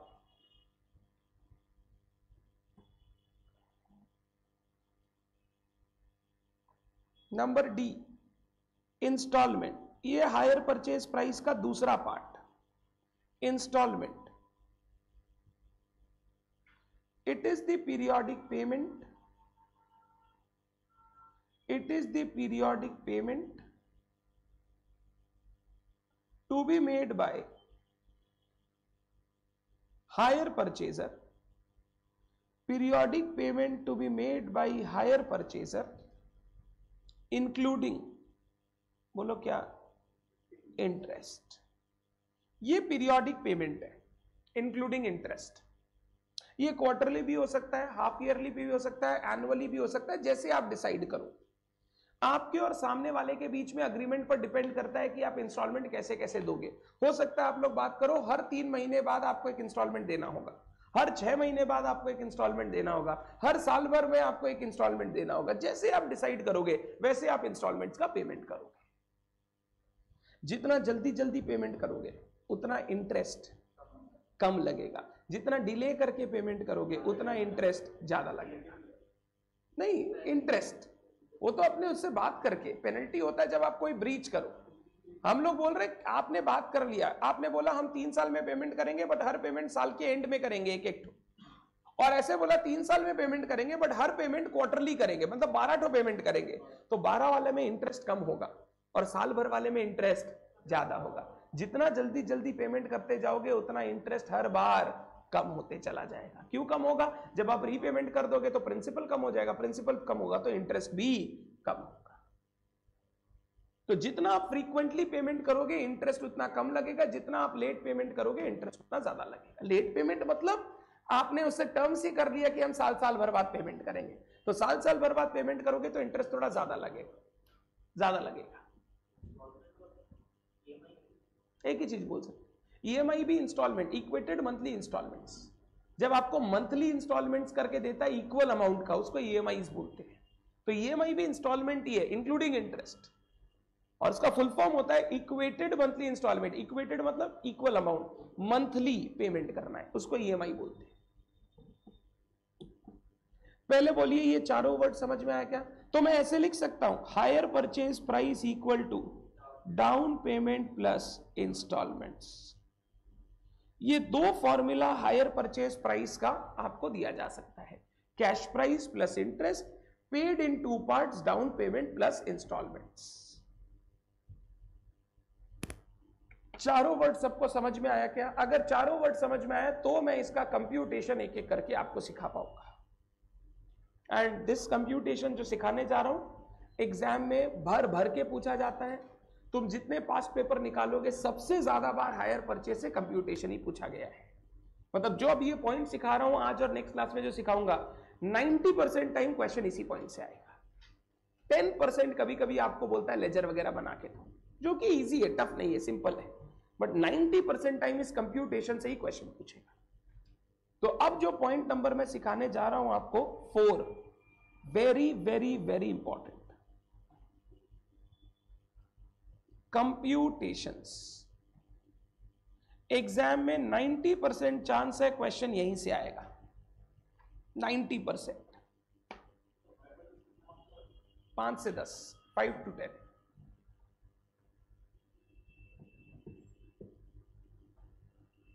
जब पास पेपर देखोगे, सॉल्व करोगे, तुमको लगेगा इतना चिंदी चिंदी क्वेश्चन पूछता है. एग्जाम का क्वेश्चन बहुत इजी आता है.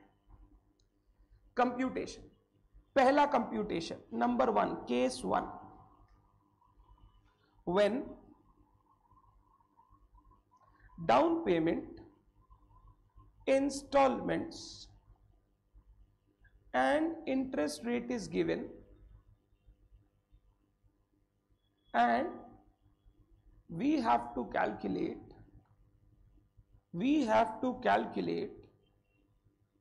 cash price and interest.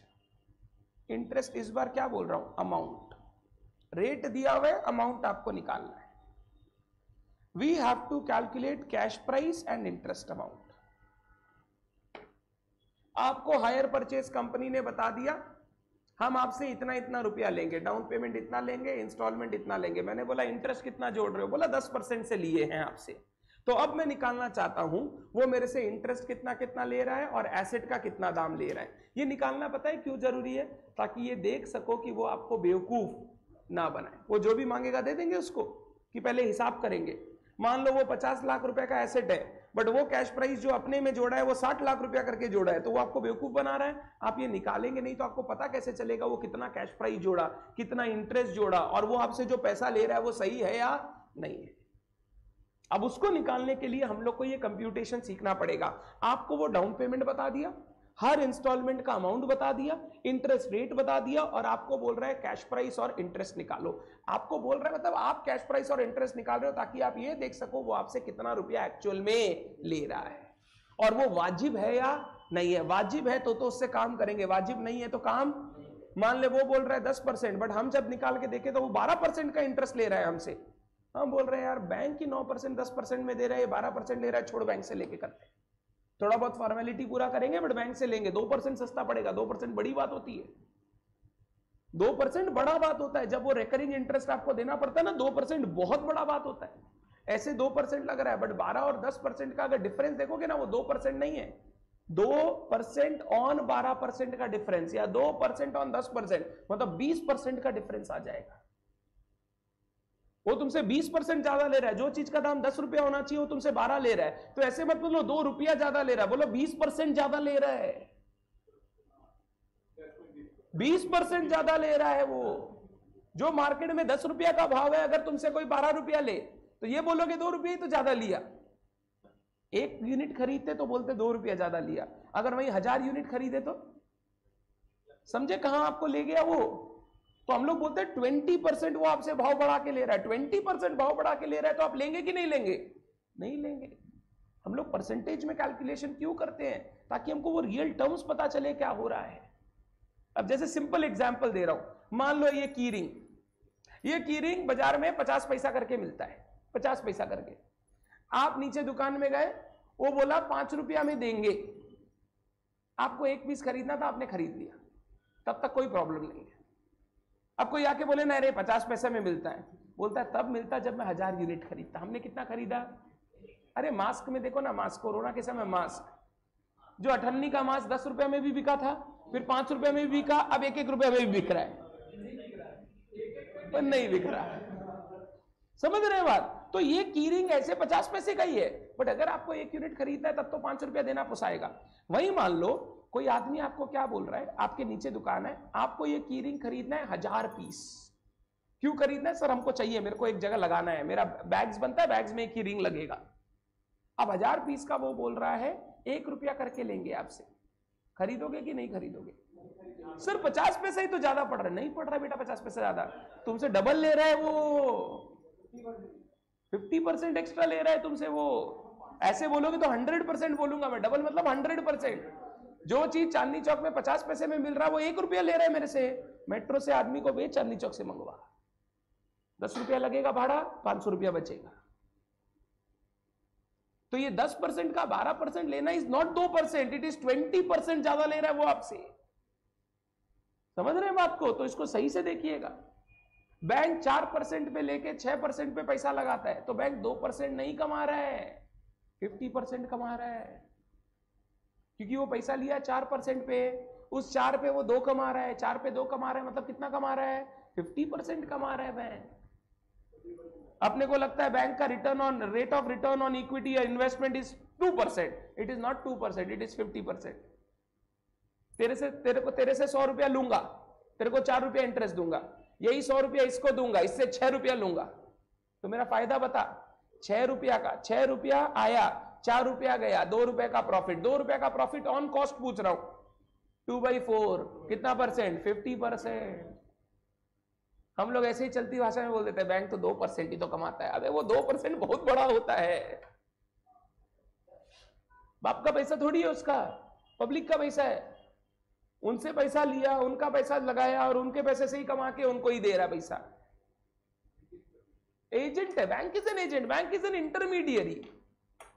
अब तुम दूसरे के पास नहीं जा सकते थे क्योंकि तुमको डर लगता है, पैसा नहीं आया तो बैंक बोलता है उसकी चिंता मत कीजिए, आपको आपका पैसा मिल जाएगा, हमको जो करना है वो हम करेंगे। बस उसी के लिए हम लोग उसके पास जाते हैं कि हमारा पैसे का डूबने का रिस्क खत्म हो जाए।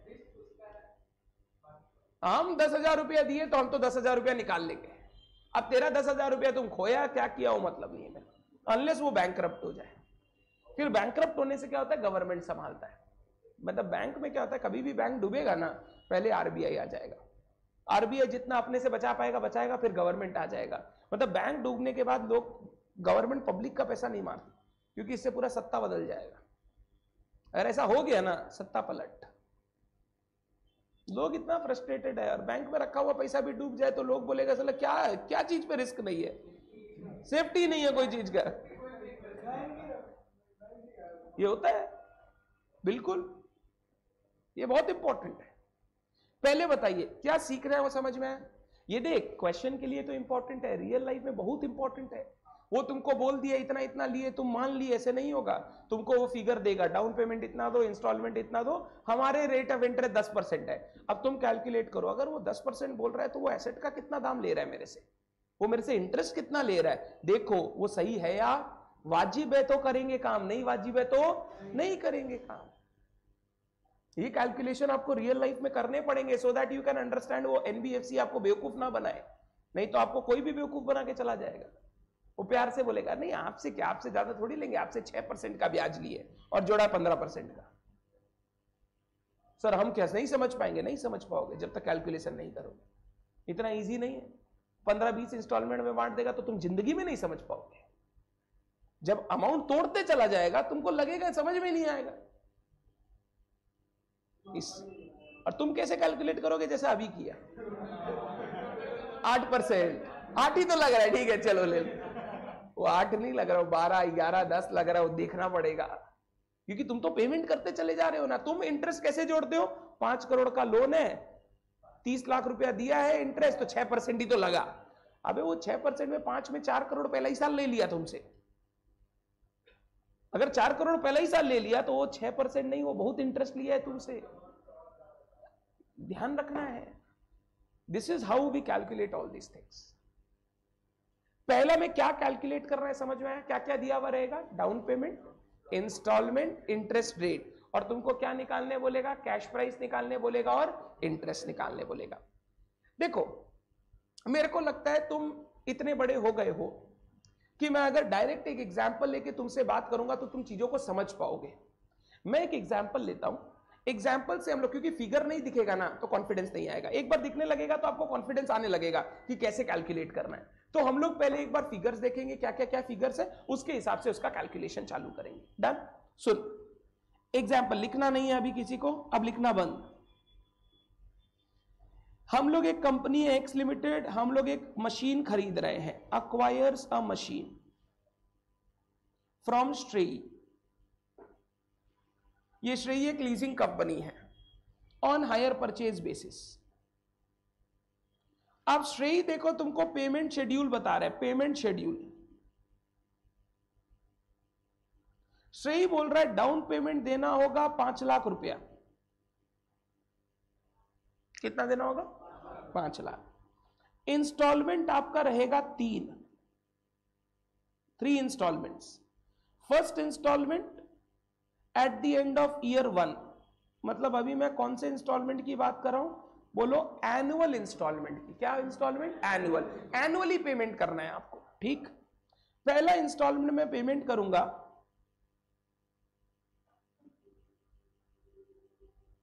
4 lakh. Second instalment at the end of year 2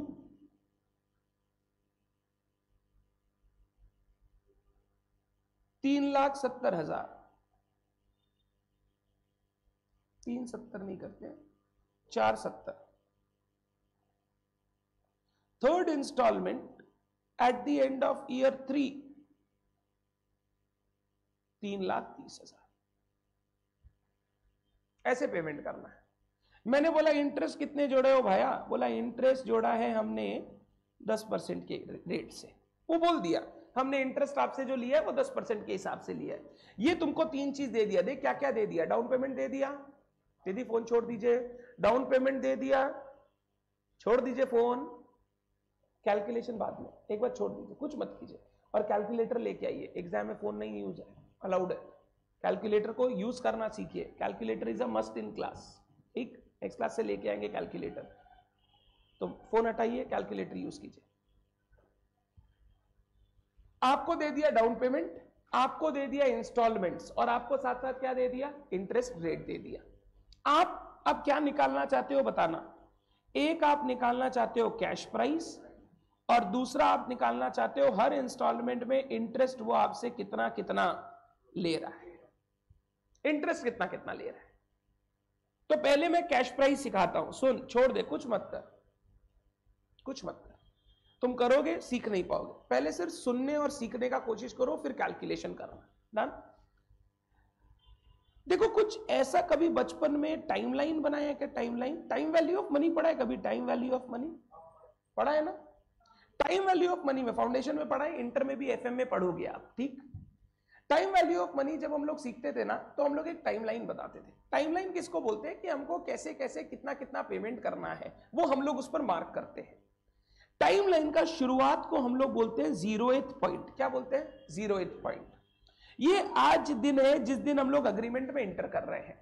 क्या अग्रीमेंट में इंटर करते समय मेरे को कुछ पेमेंट करना है, कितना, down payment 5 lakh, very good. अब बताओ मेरे को और कैसे कैसे पेमेंट करना है। सर पहला instalment at the end of year 1 4 lakh, दूसरा instalment at the end of year 2 4,70,000, तीसरा instalment at the end of year 3 3,30,000। ये पेमेंट करना है।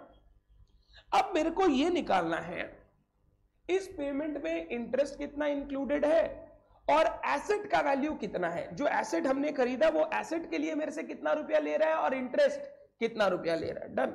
सुनना, अगर तेरे को डाउन पेमेंट और इंस्टॉलमेंट दिया है, मैं तेरे को बोलूं ये तेरे को टोटल पेमेंट करना है, यस और नो। इसको हम लोग अगर क्वेश्चन मान ले कभी पूछ ले, हायर परचेज प्राइस कितना है, बोल पाएगा हायर परचेज प्राइस? टोटल करना है sir, down payment plus instalment. 5 4 9 4 13 3 16 1 17। अगर मान ले क्वेश्चन पूछ ले कभी हायर परचेज प्राइस बताओ, तो डाउन पेमेंट इतना दे रहे हैं, इंस्टॉलमेंट इतना दे रहे हैं, सबको ऐड कर, यही हायर परचेज प्राइस है। मतलब हायर परचेज में एसेट खरीदने के लिए टोटल कितना रुपया देना पड़ेगा, 17 लाख। इस 17 लाख रुपए में 2 कंपोनेंट है, एक कैश प्राइस और दूसरा इंटरेस्ट। और क्वेश्चन हमको बोल रहा है यही कैश प्राइस और इंटरेस्ट आपको निकालना है। अब हम लोग ये कैश प्राइस और इंटरेस्ट कैलकुलेट करना चाहते हैं। अब ये कैसे करें? इसको कैलकुलेट करने के लिए हम लोग यूज करते हैं technique of present value. Technique of present value, बचपन में कभी वर्ड सुना है, present value calculation, time value of money. तुम लोग फाउंडेशन पास हो गई तो आया ना, तो time value of money foundation में था। तो प्रेजेंट वैल्यू वर्ड सुने हो? प्रेजेंट वैल्यू का मतलब होता है जो फ्यूचर में इंस्टॉलमेंट खड़ा है उसका आज के दिन वैल्यू कितना है। समझ बात को, जो फ्यूचर में इंस्टॉलमेंट खड़ा है यानी 1 साल के एंड में 4 लाख खड़ा है, उसका आज के दिन वैल्यू कितना है। जो 2 साल के एंड में 470 खड़ा है, उसका आज के दिन वैल्यू कितना है। जो 3 साल के एंड में 330 खड़ा है, उसका आज के दिन में वैल्यू कितना है। इसको हम लोग बोलते हैं प्रेजेंट वैल्यू। क्या बोलते हैं? नाम से बोलना, प्रेजेंट वैल्यू मतलब आज का वैल्यू। आज का वैल्यू, आज का वैल्यू और फ्यूचर का वैल्यू में फर्क क्या है? इंटरेस्ट। फ्यूचर के वैल्यू में इंटरेस्ट जुड़ा हुआ है, अगर वो इंटरेस्ट हम निकाल दे तो क्या निकल जाएगा? आज का वैल्यू निकल जाएगा। इसी काम करने को हम लोग बोलते हैं प्रेजेंट वैल्यू कैलकुलेशन। क्या बोलते हैं? Present value calculation. अगर फ्यूचर की अमाउंट से इंटरेस्ट को निचोड़ दिया जाए, निकाल दिया जाए, तो जो वैल्यू बचेगा उसको हम लोग बोलते हैं प्रेजेंट वैल्यू। अब हमको तुमको ना ये प्रेजेंट वैल्यू सिखाना है। मैं ये अज्यूम करता हूं तुमको कुछ नहीं आता, मतलब मैं फॉर्मूला में नहीं जाऊंगा। तुम लोग एक फॉर्मूला सीखे होंगे, P into 1 minus R to 1 plus R to the power N। ये सब कोई फॉर्मूला सीखे हो कंपाउंड ने? ये सब सीखे हो ना? बकवास था, अखंड था। हम लोग ये सब कुछ नहीं करेंगे, हम लोग बेसिक नॉलेज से आंसर निकालेंगे। अभी देखो बेसिक नॉलेज क्या बोलता है, ये भूल जाइए, बहुत टफ है। सिंपल सिंपल चलता हूं। मान ले आज तेरे पास ना, पहले मैं इस चीज को सिंप्लीफाई करके सिखा रहा हूं, फिर मैं थोड़ा सा एक तरीका बोलूंगा, उससे तुमको ध्यान रखना है। आज मान ले तेरे पास 100 रुपया है, ठीक। अगर ये 100 रुपया तो इन्वेस्ट करना चाहता है तो तेरे को ना बैंक 10% का ब्याज देगा। कितना परसेंट का? 10%। अगर मान ले मैं आज 100 रुपया लगा दूं, 10% के हिसाब से मेरे को ब्याज मिलना है, तो 1 साल बाद ये पैसा कितना हो जाएगा? 110। मानते हैं? फिर मेरे पास 110 आया, मैंने वापस उस 110 को लगा दिया, वापस 10% की रेट से, तो बोलो मेरे पास नेक्स्ट ईयर कितना रुपया आएगा? 110 को 10% से लगाया, 121। अब मान लो उस 121 को वापस मैंने 10% से इन्वेस्ट कर दिया, वापस 10% से। कीजिए कैलकुलेटर, अब तो सामने है। 121 प्लस 10%, 133.1। इन फिगर्स को बोलते हैं फ्यूचर वैल्यूज और इसको बोलते हैं प्रेजेंट वैल्यू। अब देख मजेदार बात, तेरे को नीचे वालों का प्रेजेंट वैल्यू निकालना है। मैं यूनिटरी मेथड में कुछ बोल रहा हूं। 4 लाख इज बराबर 110। देख देख फिगर देख, 4 लाख इज बराबर 110, एक नीचे एक ऊपर है, तो 100 बराबर कितना? क्या उसका प्रेजेंट वैल्यू आ जाएगा? 4 लाख बराबर 110, तो 100 बराबर कितना? 100 ही तो प्रेजेंट वैल्यू है। तो मेरे को बता कैसे निकालेगा तुम ये? 4 lakh divided by 110 into 100। Yes और नो? मैं इसको ऐसे लिख सकता हूं, 4 लाख डिवाइडेड बाई 1.1। 110 और 100 को करोगे तो 1.1 आएगा रे। 2 जीरो काट दे, 2 जीरो काटेगा तो 2 पॉइंट आगे इधर सिरक जाएगा। आएगा जो भी आएगा, बोल कितना आया? 3,36,000। समझ गया, समझ गया, समझ गया। Thank you, thank you, thank you. अभी भी गलत है? 4 या 3?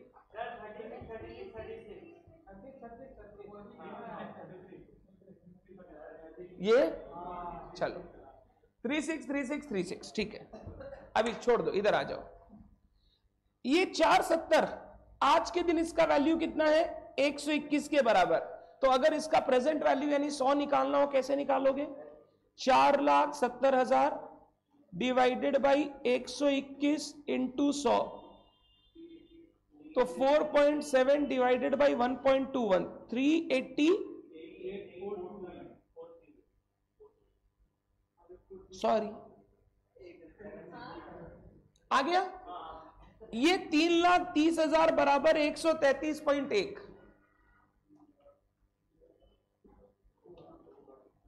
तो 3 लाख डिवाइडेड बाई 1.331,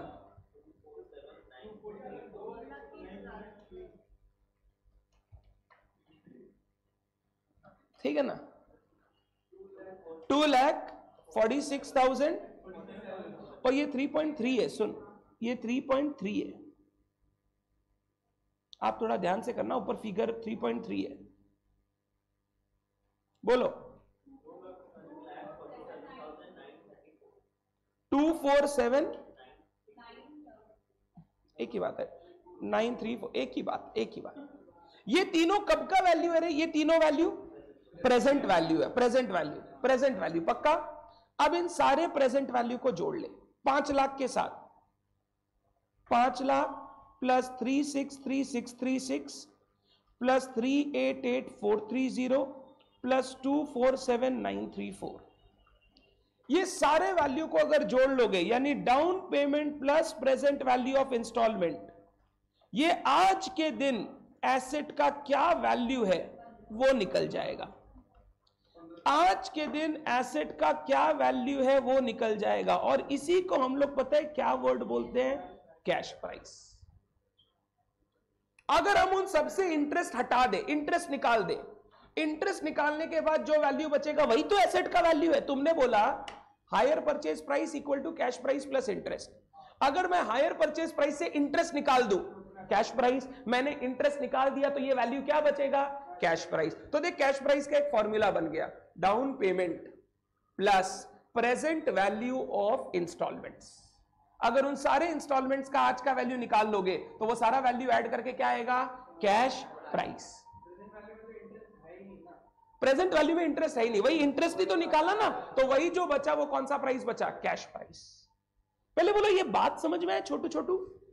पक्का? एक सेकंड ना, हम चाहते हैं सारे बच्चे कैलकुलेटर अपने हाथ में फटाफट लें और थोड़ा सा मैं कुछ कैलकुलेशन कर रहा हूं, तुम देखो और फील करो हम लोग कैसे कर रहे हैं। 15 लाख रुपया था, 15 लाख रुपया एसेट का दाम 15 लाख, माइनस 5 लाख आज दे दिए, माइनस 5 लाख आज दे दिए, तो लोन कितने का हुआ? 10 लाख। 10 लाख पे पहले साल का इंटरेस्ट 10% ऐड करो प्लस 10%, 11 लाख हो गया। माइनस करो 4 लाख हमने पेमेंट कर दिया, माइनस 4 लाख पेमेंट कर दिया, कितना बचा? 7 लाख। इस 7 लाख पे वापस 10% इंटरेस्ट जोड़ो सेकेंड ईयर का, 770 माइनस 470 हमने पेमेंट कर दिया, 3 लाख। उस पे 10% इंटरेस्ट जोड़ो वापस, माइनस 330 पेमेंट कर दिया, माइनस 330 पेमेंट कर दिया, 0। मतलब हमने सारा इंटरेस्ट का पेमेंट करने के बाद बचा कितना? 0। यानी यही कैश प्राइस है और यही इंस्टॉलमेंट्स है। कैश प्राइस कौन सा अमाउंट है? एसेट का आज का वैल्यू। अगर उनके हिसाब से 10% इसके ऊपर जोड़ा जाए और इंस्टॉलमेंट निकाला जाए तो वो इंस्टॉलमेंट सब माइनस करने के बाद कितना बचेगा? 0। अब मैं कुछ बोल रहा हूं, पहले साल का इंटरेस्ट 1 लाख, तुम लोग ही निकाला था, 10 लाख पे 10% 1 लाख। दूसरे साल का इंटरेस्ट 70,000, 7 लाख पे 10% 70,000, और तीसरे साल का इंटरेस्ट 30,000। अगर वो तुमसे इंटरेस्ट पूछता तो मैं बोलता पहले साल का 1 लाख, दूसरे साल का 70,000, तीसरे साल का 30,000। इसको हम लोग पता है क्या बोलते हैं? Loan amortisation. क्या बोलते हैं? Loan amortisation. लोन अमोर्टाइजेशन मतलब लोन का पेमेंट कैसे कैसे हो रहा है। और ये जो हिसाब करके 0 आ गया ना, इसका मतलब मेरा प्रेजेंट वैल्यू बिल्कुल सही है। सर अगर 0 ना आए, 0 ना आए मतलब प्रेजेंट वैल्यू में गलती किए हो, या फिर तुमने बहुत ज्यादा अप्रोक्सीमेशन किया है, 2 डेसिमल लेके कैलकुलेशन कर लिया, जिसको अप्रोक्सीमेशन एरर बोलते हैं। वो तभी आएगा जब आप गलत पीवी कैलकुलेट करोगे। अगर सही पीवी कैलकुलेट करोगे तो लास्ट में जिस दिन फाइनल पेमेंट करोगे, लोन का वैल्यू कितना हो जाएगा? 0, क्योंकि आपने सारा पेमेंट कर दिया। यही तो होता है ना, इंटरेस्ट के साथ चुकाते जाइए, जिस दिन आपने सारा चुका दिया उस दिन लोन का वैल्यू कितना हो जाएगा? 0। इसको हम लोग बोलते हैं कंप्यूटेशन ऑफ प्रेजेंट वैल्यू। क्या बोलते हैं? Present value. अब ये जो मैंने सिखाया ना, ये है लॉजिक, प्रेजेंट वैल्यू कैसे कैलकुलेट करते हैं। अब हम लोग इसका सीखेंगे शॉर्टकट। एग्जाम में इतना टाइम थोड़ी है हमारे पास, एग्जाम में थोड़ा शॉर्टकट में जाना होगा। शॉर्टकट में जाने के लिए सुनना, कुछ लिखना मत, हम लोग एक प्रेजेंट वैल्यू टेबल बनाते हैं। क्या बनाते हैं? Present value table. पहला कॉलम ईयर, दूसरा कॉलम इंस्टॉलमेंट का अमाउंट, तीसरा कॉलम प्रेजेंट वैल्यू का फैक्टर 10% के हिसाब से, चौथा कॉलम प्रेजेंट वैल्यू का अमाउंट। ईयर कितना साल में पेमेंट करना है? 3 साल में। इंस्टॉलमेंट का अमाउंट दिया हुआ है, पहला इंस्टॉलमेंट 4 लाख, दूसरा 4,70,000 और तीसरा 3,30,000। यही तो इंस्टॉलमेंट है। अब मेरे को प्रेजेंट वैल्यू फैक्टर निकालना है। प्रेजेंट वैल्यू फैक्टर कैसे निकालते हैं? कैलकुलेटर सब हाथ में लो। 1 डिवाइडेड बाई 1.1 इक्वल टू कितना आया? 0.9091। 4 डेसिमल ले लूं? आप बोलोगे तो मैं सारा भी ले सकता हूं, 90909090, बट 4 डेसिमल ले सकते हैं। ये देख 1 डिवाइडेड बाई 1.1 कैसे आया? 4 लाख डिवाइडेड बाई 1.1 किए थे, डिवाइडेड बाई 1.1 मतलब मैं ऐसे लिख सकता हूं 4 लाख इंटू 1 डिवाइडेड बाई 1.1, और यही 1 डिवाइडेड बाई 1.1 क्या है? 0.9091। इसको बोलते हैं present value factor. Equal to दबाओ, वापस इक्वल टू, सिर्फ इक्वल टू 0.8264 आया क्या? 8264 आया क्या? 8264 आया। फिर इक्वल टू दबाओ, 7513। इसको बोलते हैं प्रेजेंट वैल्यू फैक्टर। सर ये इक्वल टू दबा रहे मतलब क्या है? जब भी आप कैलकुलेटर में इक्वल टू दबाते जाएंगे, कैलकुलेटर ने जो पहला कैलकुलेशन किया था वो उसको रिपीट करते जाएगा। पहला कैलकुलेशन आपने क्या किया था? 1 डिवाइडेड बाई 1.1 इक्वल टू। अब जैसे ही आपने वापस इक्वल टू दबाया, वो वापस डिवाइडेड बाई 1.1 कर दिया। फिर जैसे ही आपने इक्वल टू दबाया, वो वापस डिवाइडेड बाई 1.1 कर दिया। अब देखो एक जादू दिखा रहा हूं, इधर जादू देखो। एक बार 1 डिवाइडेड बाई 1.21 करो तो 1 डिवाइडेड बाई 1.21 क्या आएगा? 0.8264 आ रहा है। और एक बार 1 डिवाइडेड बाई 1.331 करो तो 0.7513 आया, आ गया क्या?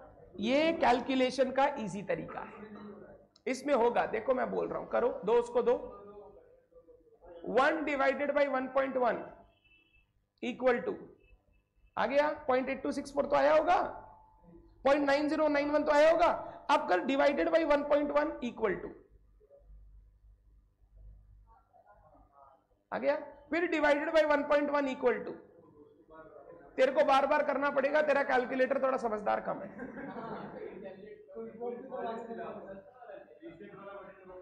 समझ गया? अब इसका शॉर्टकट सिखाता हूं तेरे कैलकुलेटर में, कर 1.1 दो बार डिवाइड इक्वल टू कितना आया, फिर इक्वल टू कितना आया 9091, फिर इक्वल टू,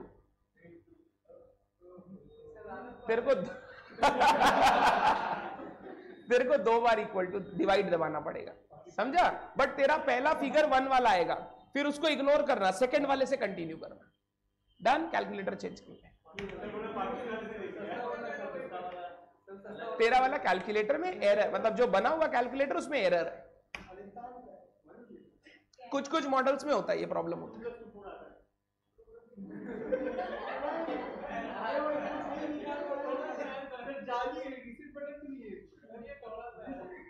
दो उसको दो,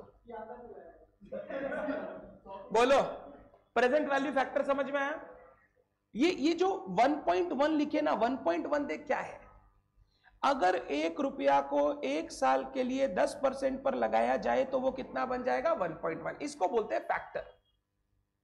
समझ गए बात? अगर मान ली यही 15% का रेट होता तो 1.15, 8% का रेट होता तो 8 नहीं 1.08, 20% का रेट होगा तो 1.2, उसके हिसाब से निकालना है। तो 1 डिवाइडेड बाई 1.2 इक्वल टू दबाते जाओगे, ये रेट निकलते चला जाएगा। ये इजी तरीका है कैलकुलेशन को करने का, ये समझने वाला तरीका है, ये एग्जीक्यूशन वाला तरीका है। हम लोग एग्जाम में ये करेंगे, अभी तो इसका भी शॉर्टकट आएगा, पहले ये शॉर्टकट सीखो, इतना बचाओ, फिर नेक्स्ट क्लास में इसका शॉर्टकट सिखाएंगे। चलो मल्टीप्लाई करो एक बार, 4 लाख इंटू 9.9091, 363636। एक ही बात है, तुम लोग 4 डेसिमल ले रहे हैं ना, हम पूरा कर रहा है, मेरे को ये सब याद है कैसे। इसका आएगा देख 388430, इसका आएगा 247934। आप मेरे स्टूडेंट बन गए ना, इसीलिए। चलो इधर, ये आ गया, तीनों आ गया। अब इसको लिखो प्रेजेंट वैल्यू ऑफ इंस्टॉलमेंट, बोल कितना? कैलकुलेटर ही फेंक दिया। प्रेजेंट वैल्यू ऑफ इंस्टॉलमेंट्स को ऐड करो, बताओ कितना आया? 10 लाख। और इससे क्या ऐड किए थे और क्या पेमेंट किए? Down payment 5 lakh. तो बोल कैश प्राइस कितना आ गया? 15 लाख। मतलब वो आदमी जो मेरे को फिगर दिया है वो कैश प्राइस एसेट का कितना जोड़ा है? 15 लाख। अब मैं देखूंगा क्या मार्केट में सही में एसेट 15 लाख का है। अगर 15 लाख का है तो वो सही जोड़ा है। अगर वो 15 लाख जोड़ा है बट मार्केट में एसेट 12 लाख में अवेलेबल है, मतलब वो मेरा काट रहा है। उसको बोलेंगे भाई या तो तू एसेट पे ज्यादा कमा रहा है या तू इंटरेस्ट ज्यादा लगाया, बताया कम। तू हो सकता है इंटरेस्ट 15% जोड़ा, मेरे को बताया 10%, बट रियल में तुम 10% नहीं जोड़ा, तुम ज्यादा ले रहे हैं मेरे से। अगर हम मार्केट में जाके खरीदेंगे तो एसेट 12 लाख का है, तुम मेरे से कितना जोड़ के ले रहा है? 15 लाख।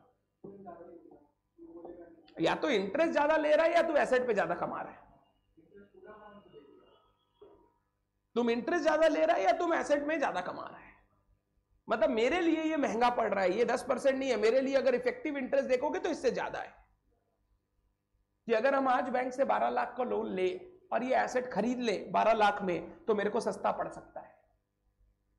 तो हम नहीं खरीदेंगे उससे एसेट, वो मेरे को बेवकूफ बना रहा है, ज्यादा ले रहा है वो। बट आपको कब पता चलेगा? जब आप निकालेंगे। वो बोला इतना इतना ले रहे हैं, बोला ठीक है तुम दिखा अपना क्या। हम कैलकुलेशन किया, हम बोले तो 15 लाख आ रहा है, जबकि एसेट मिल कितने में रहा है? 12 में मिल रहा है, ये ज्यादा ले रहे हैं मेरे से। अब चाहे कैसे भी ज्यादा ले रहा हो, इंटरेस्ट ज्यादा ले रहा हो या एसेट का प्राइस ज्यादा ले रहा हो, ज्यादा तो ले रहे हैं ना, हमको काम नहीं करना है। बट ये काम करना नहीं करना ये एफएम में सीखोगे। एफएम में एक चैप्टर आएगा, अभी है कि एसएफएम में लीजिंग बोल के, कि हमको एक एसेट खरीदना चाहिए या हमको एक एसेट भाड़े पर लेना चाहिए, उसका डिसीजन मेकिंग बोलते हैं हम लोग। उसमें हम लोग ये सब निकालते हैं कि हमको वो एसेट सस्ता में दे रहा है या महंगा में दे रहा है, हमको खरीदना चाहिए या नहीं खरीदना चाहिए। डन है बात? अब सुनना, ये तो निकल गया कैश प्राइस। दूसरा क्या निकालना है? इंटरेस्ट। इंटरेस्ट के लिए देखना, मैं ये टेबल बना रहा हूं, ये टेबल सीखो, बहुत अच्छा टेबल है ये। लोन अमोर्टाइजेशन एकदम simple, year, opening outstanding, interest, total outstanding, उसमें पेमेंट कर दिया इंस्टॉलमेंट, तो आ गया क्लोजिंग आउटस्टैंडिंग। कुछ नहीं, इतना नंबर ऑफ इतना ज्यादा दिख रहा है तुमको, लर्न हो जाएगा अभी। जीरो, ईयर जीरो मतलब आज बोलो कितना दाम है एसेट का? 15 लाख। एसेट का दाम पूछ रहा हूं, 15 लाख। इसको हम लोग क्या बोलते हैं? Cash price. आज कोई इंटरेस्ट लगेगा? आज फर्स्ट डे पर नहीं, तो टोटल आउटस्टैंडिंग भी 15 लाख। आज कितना दे रहे हो? 5 लाख। इसको हम लोग बोलते हैं डाउन पेमेंट। तो बताओ लोन कितने का बचा? 10 लाख। अब 10 लाख से फर्स्ट ईयर का कैलकुलेशन चालू करो। पहला साल इस 10 लाख पे 10% अगर ब्याज लगेगा तो कितना ब्याज लगेगा?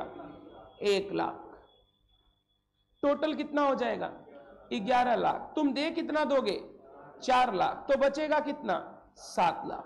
थोड़ा फास्ट। सेकेंड ईयर में ये 7 लाख रुपए के ऊपर वो तुमसे 10% ब्याज जोड़ेगा। 770, ये आएगा 70। टोटल हो गया 770। इससे तुम कितना दे दोगे?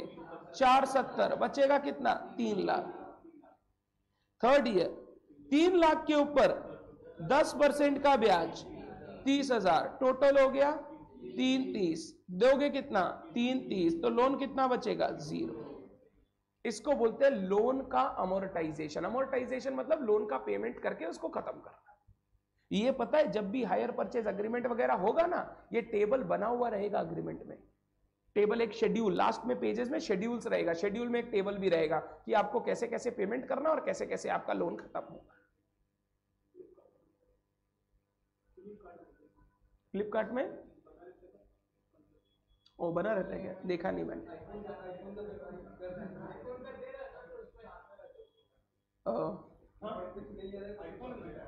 काहे तुम इंस्टॉलमेंट में आईफोन ले रहे हो? जरूरी थोड़ी आईफोन लेना।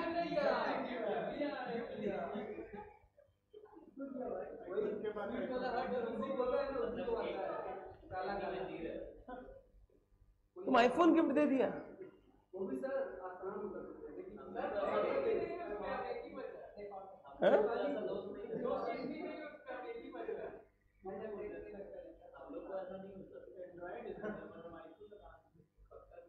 गिफ्ट तो दे ही सकते हो ना, इसीलिए तो ईएमआई लिए। आईफोन गिफ्ट दे रहे तो भाई हम भी तेरा बनने के लिए रेडी है। दे भाई, हम लोग तो ये सब एंड्रॉइड चला रहे हैं। R11 हाँ। और भाई 11 प्रो, ये कौन प्रो मैक्स दे रहा है क्या? 14 प्रो मैक्स?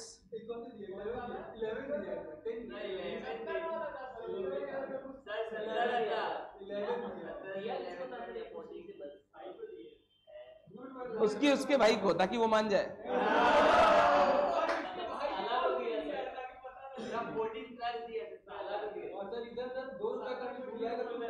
कैसा आदमी है रे तुम आईफोन गिफ्ट कर रहा है ईएमआई पे लेके?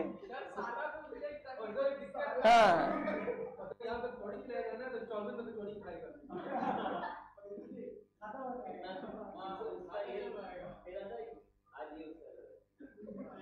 हिसाब चलते रहता है इन लोग का।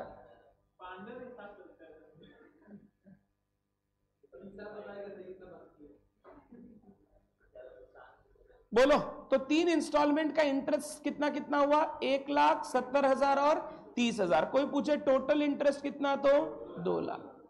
टोटल इंटरेस्ट में ऐसे बोल सकता था क्या? एसेट 15 लाख का है बट मेरे को देना 17 लाख है, 17 लाख, 15 लाख का एसेट देना है 17 लाख, तो 2 लाख क्या है इंटरेस्ट। ये 2 लाख का इंटरेस्ट, टोटल इंटरेस्ट तो 2 लाख पता चल जाता, बट अगर वो बोल दे हर इंस्टॉलमेंट का इंटरेस्ट कितना, तो आपको ये कैलकुलेट करना पड़ेगा। बोलिए टेबल बना पाएंगे? ये टेबल आपको रियल लाइफ में बहुत काम आएगा, बहुत काम। कोई भी लोन आप लेंगे आपको ये टेबल दिखाई देगा, आपको टेबल पढ़ना आना चाहिए कि मेरे को कैसे पेमेंट करना है। क्लियर है बात? पक्का? आप ये एग्जाम्पल लिखें, पहले एग्जाम्पल लिखो फटाफट।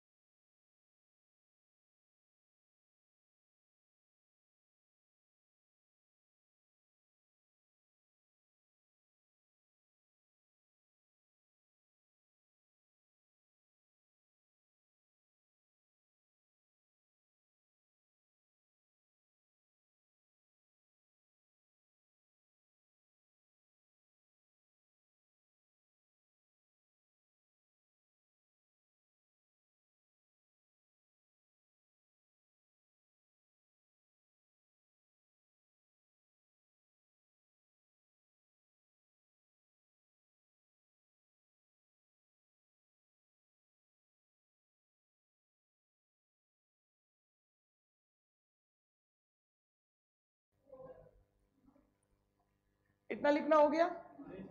ठीक है, इतना लिख लो आराम से, कोई प्रॉब्लम नहीं।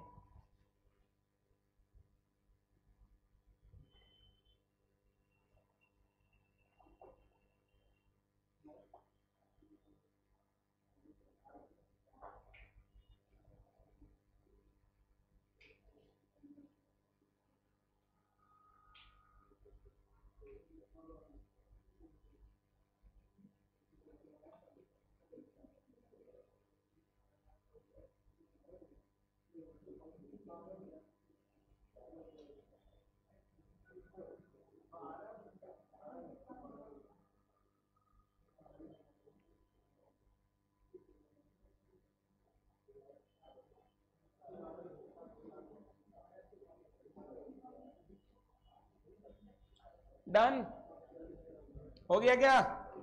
अब नीचे लिखो मेरे साथ, cash price is equal to down payment, जो आज पेमेंट कर रहा हूं, प्लस जो फ्यूचर में इंस्टॉलमेंट पेमेंट करूंगा उनका क्या, present value. PV stands for present value. Cash price is equal to down payment plus present value of instalments. ये मेरे साथ डायग्राम बनाओ। जितना अच्छे से लिखेंगे उतना आपको फ्यूचर में देखते ही समझ में आ जाएगा काम।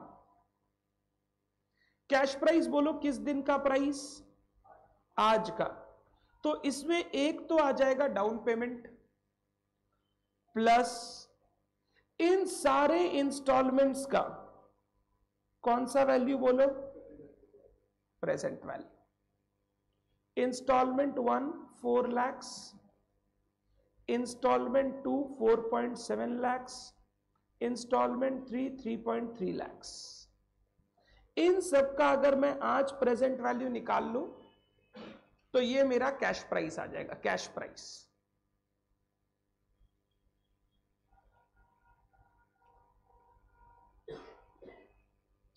अब प्रेजेंट वैल्यू निकालने के लिए computation of present value, computation of present value of instalments, बोलो हम लोग क्या बनाएंगे, एक टेबल, ईयर, इंस्टॉलमेंट का amount, present value factor at the rate of 10%, present value amount, year 1 2 3, instalment 4 lakh, 4 70, 3 30। Present value factor कैसे निकालते हैं बताओ, 1 divided by 1.1 equal to first year का निकल जाएगा, फिर इक्वल टू सेकेंड ईयर का, सेकेंड इक्वल टू, फिर third equal to third year का,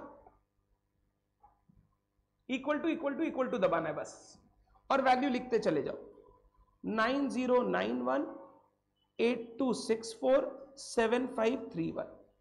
हो क्या रहा है, कुछ नहीं, पहला साल 1 डिवाइडेड बाई 1.1 एक बार, दूसरा साल वापस डिवाइडेड बाई 1.1, मतलब 2 बार 1.1 से डिवाइड किया, फिर तीसरे साल 3 बार।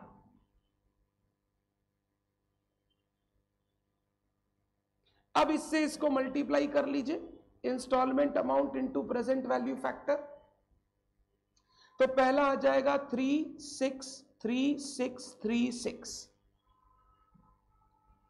दूसरा आ जाएगा 383440, 388430, तीसरा आ जाएगा 247934। एक बार चेक कर लेना, हाँ लिखते समय कहीं कोई गलत फिगर लिख देंगे तो प्रॉब्लम बाद में तुम लोग को ही होगा, घर जाके रिकंसाइल नहीं होगा, 2-4 रुपया ऊपर नीचे चलेगा। मैं 4 डेसिमल ले रहा हूं, 5-6 लूंगा तो और एक्यूरेट आएगा। डेसिमल कितना लेना चाहिए पता है उसका रूल क्या है, जितना जीरोस रहे उतना डेसिमल लो, आंसर एक्यूरेट आएगा। अगर 5 जीरो है 5 डेसिमल लो, यहां पे देखो मैक्सिमम जीरो कितना है 5, तुम 5 डेसिमल लो, एकदम एक्यूरेट आंसर आएगा।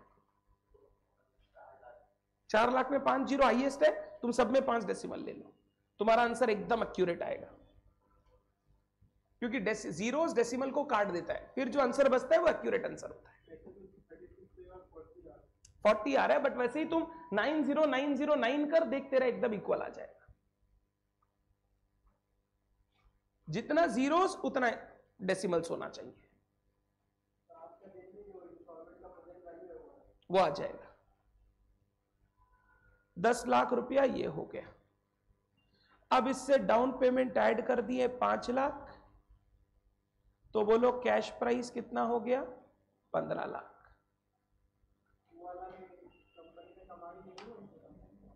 किसमें, किसी में भी इंटरेस्ट नहीं। हाँ, कंपनी जो तुमसे ले रहा है 17 लाख रुपया, उसमें मेन कंपनी का कमाई है 2 लाख रुपया इंटरेस्ट। हाँ, इसमें कंपनी का कमाई ऐसे हो सकता है अगर कंपनी सामने वाले से थोड़ा सस्ता में ले ले, वो बोल रहा है 15 लाख, बोला अभी के अभी कैश में पेमेंट करेंगे, 1470 देगा क्या, अपने बात करते ना कैश डिस्काउंट, भाई अभी देगा क्या तुम, उस पर कंपनी थोड़ा कमा लेता है। और ऐसे तुम समझो श्रेई का मित्सुबिशी इलेक्ट्रिक से कितना ट्रांजैक्शन होता होगा, तो उनका तो और भी अच्छा रिलेशन है, तो उनको थोड़ा और डिस्काउंट मिल जाता है। मतलब तुम जो फोन करके 15 लाख पूछे, हो सकता है श्रेई को वो 14, 14, 20, 14, 30 में मिल जाए, बट वो तुमको 15 ही बताएगा ताकि वो 70-80 हजार भी कमा सके। यही तो बिजनेस है भाई, यही बिजनेस है।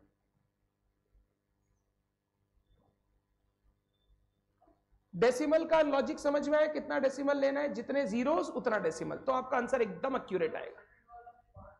तुम 5 ही लो, जब एक ले लेते ना उसको कंटिन्यू करना चाहिए, ऐसा नहीं किसी में 5, किसी में 4, किसी में 2, इनकंसिस्टेंट कैलकुलेशन मत करो।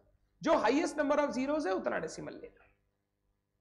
तो 5 ले रहे हो तो सब में 5 लो, 6 ले रहे हो तो सब में 6 लो, 4 ले रहे हो तो सब में 4 लो।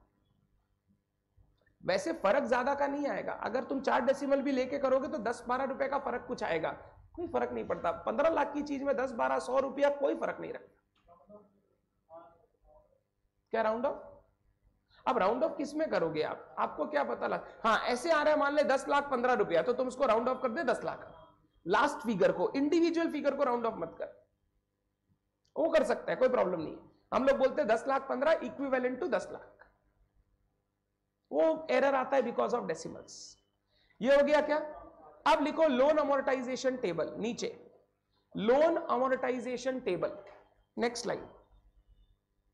लोन अमोर्टाइजेशन के ब्रैकेट में लिखो interest calculation, loan amortisation bracket में इंटरेस्ट कैलकुलेशन। नेक्स्ट क्लास में इसका और शॉर्टकट सिखाएंगे तुम लोग को, बट पहले इतना आना चाहिए, फिर शॉर्टकट में जाएंगे। लोन अमोर्टाइजेशन टेबल ब्रैकेट में इंटरेस्ट कैलकुलेशन, ये टेबल बनाओ सब लोग अच्छे से।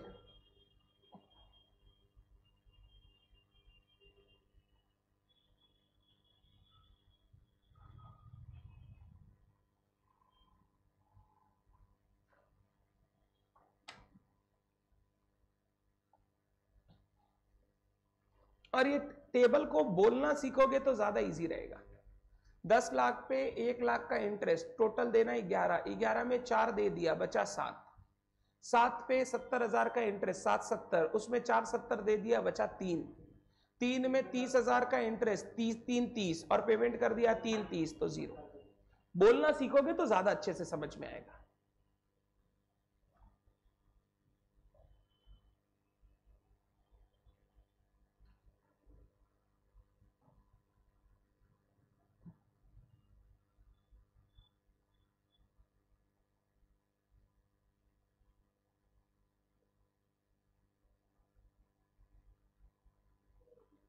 आज जितना बादल आया उसके हिसाब से बारिश एकदम भी नहीं हुआ।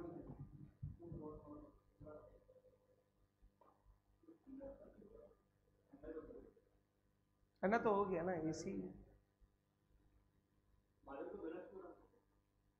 वही जो गरजते वो बरसते नहीं, हमारा लोटस। हाँ वही गिफ्ट ही दे पा रहा है अभी।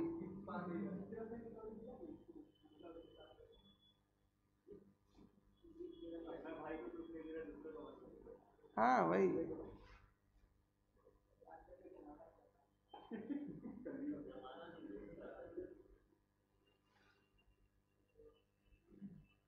डन, आज के लिए सिर्फ इतना ही, कल मिलते हैं। पहले आज होमवर्क लिख लो, कौन सा क्वेश्चन बनाना।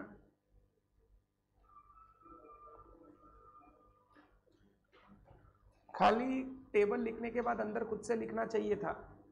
कॉपी कैट्स, चीटर से तुम लोग, पता है नीचे अमाउंट भी देख के लिख रहा है, बेशरम लोग।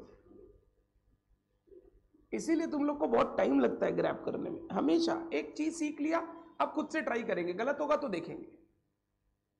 एटीट्यूड थोड़ा चेंज करो रे।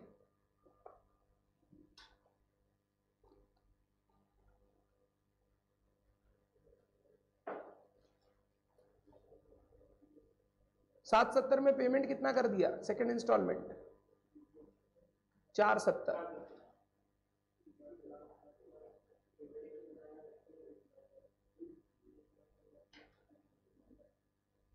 लास्ट ईयर का क्लोजिंग, इस साल का ओपनिंग, उसके ऊपर 10% का ब्याज, टोटल हो गया 330। लास्ट इंस्टॉलमेंट कितने का है? 330, तो बचेगा कितना? 0।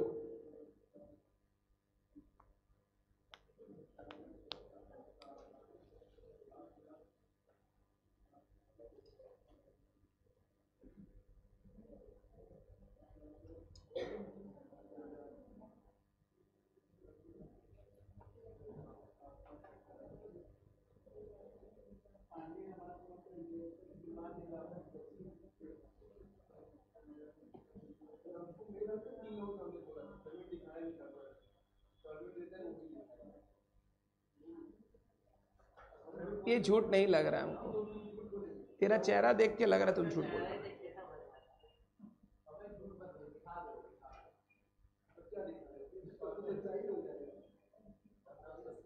दिसंबर 22 सिंगल एंट्री क्वेश्चन 3 का सॉल्यूशन शेयर कर दीजिए। मैं आज एक वीडियो शेयर कर दूंगा, अभी मेरा रिवीजन चल रहा है, तो सिंगल एंट्री के चैप्टर का रिवीजन में मैंने दिसंबर 22 का क्वेश्चन करवाया है। तो जिनको दिसंबर 22 का सॉल्यूशन देखना है वो वहां से सिंगल एंट्री का सॉल्यूशन रेफर कर सकते हैं, मैं भेज दूंगा आप लोगों को। अभी आज का होमवर्क लिखो। आज कितना तारीख हो गया बताओ? 19 19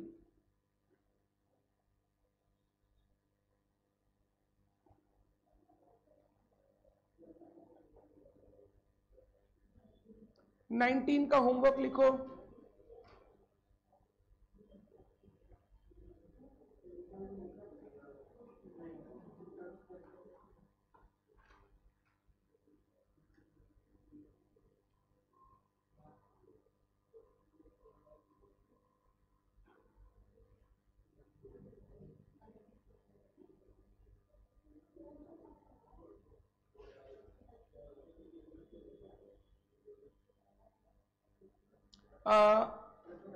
जून 19 का क्वेश्चन 6A,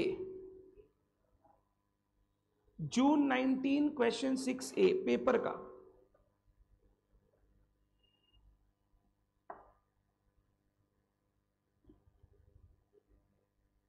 जून 19 क्वेश्चन नंबर 6A।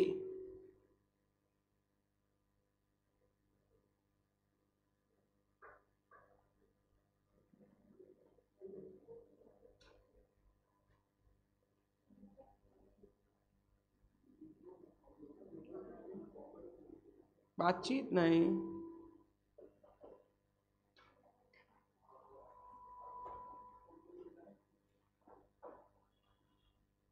और एक जून 18 question number 5B insurance claim के क्वेश्चन है। हम लोग कंप्लीट कर लिए चैप्टर, थोड़ा क्वेश्चन बनाओ, अपने आप रिवीजन हो जाएगा। जून 18 क्वेश्चन 5B। और पास्ट एग्जाम क्वेश्चन देखोगे तो ये भी समझ में आएगा चैप्टर से कौन सा टाइप का क्वेश्चन पूछा जा रहा है। डन। आज के लिए सिर्फ इतना ही।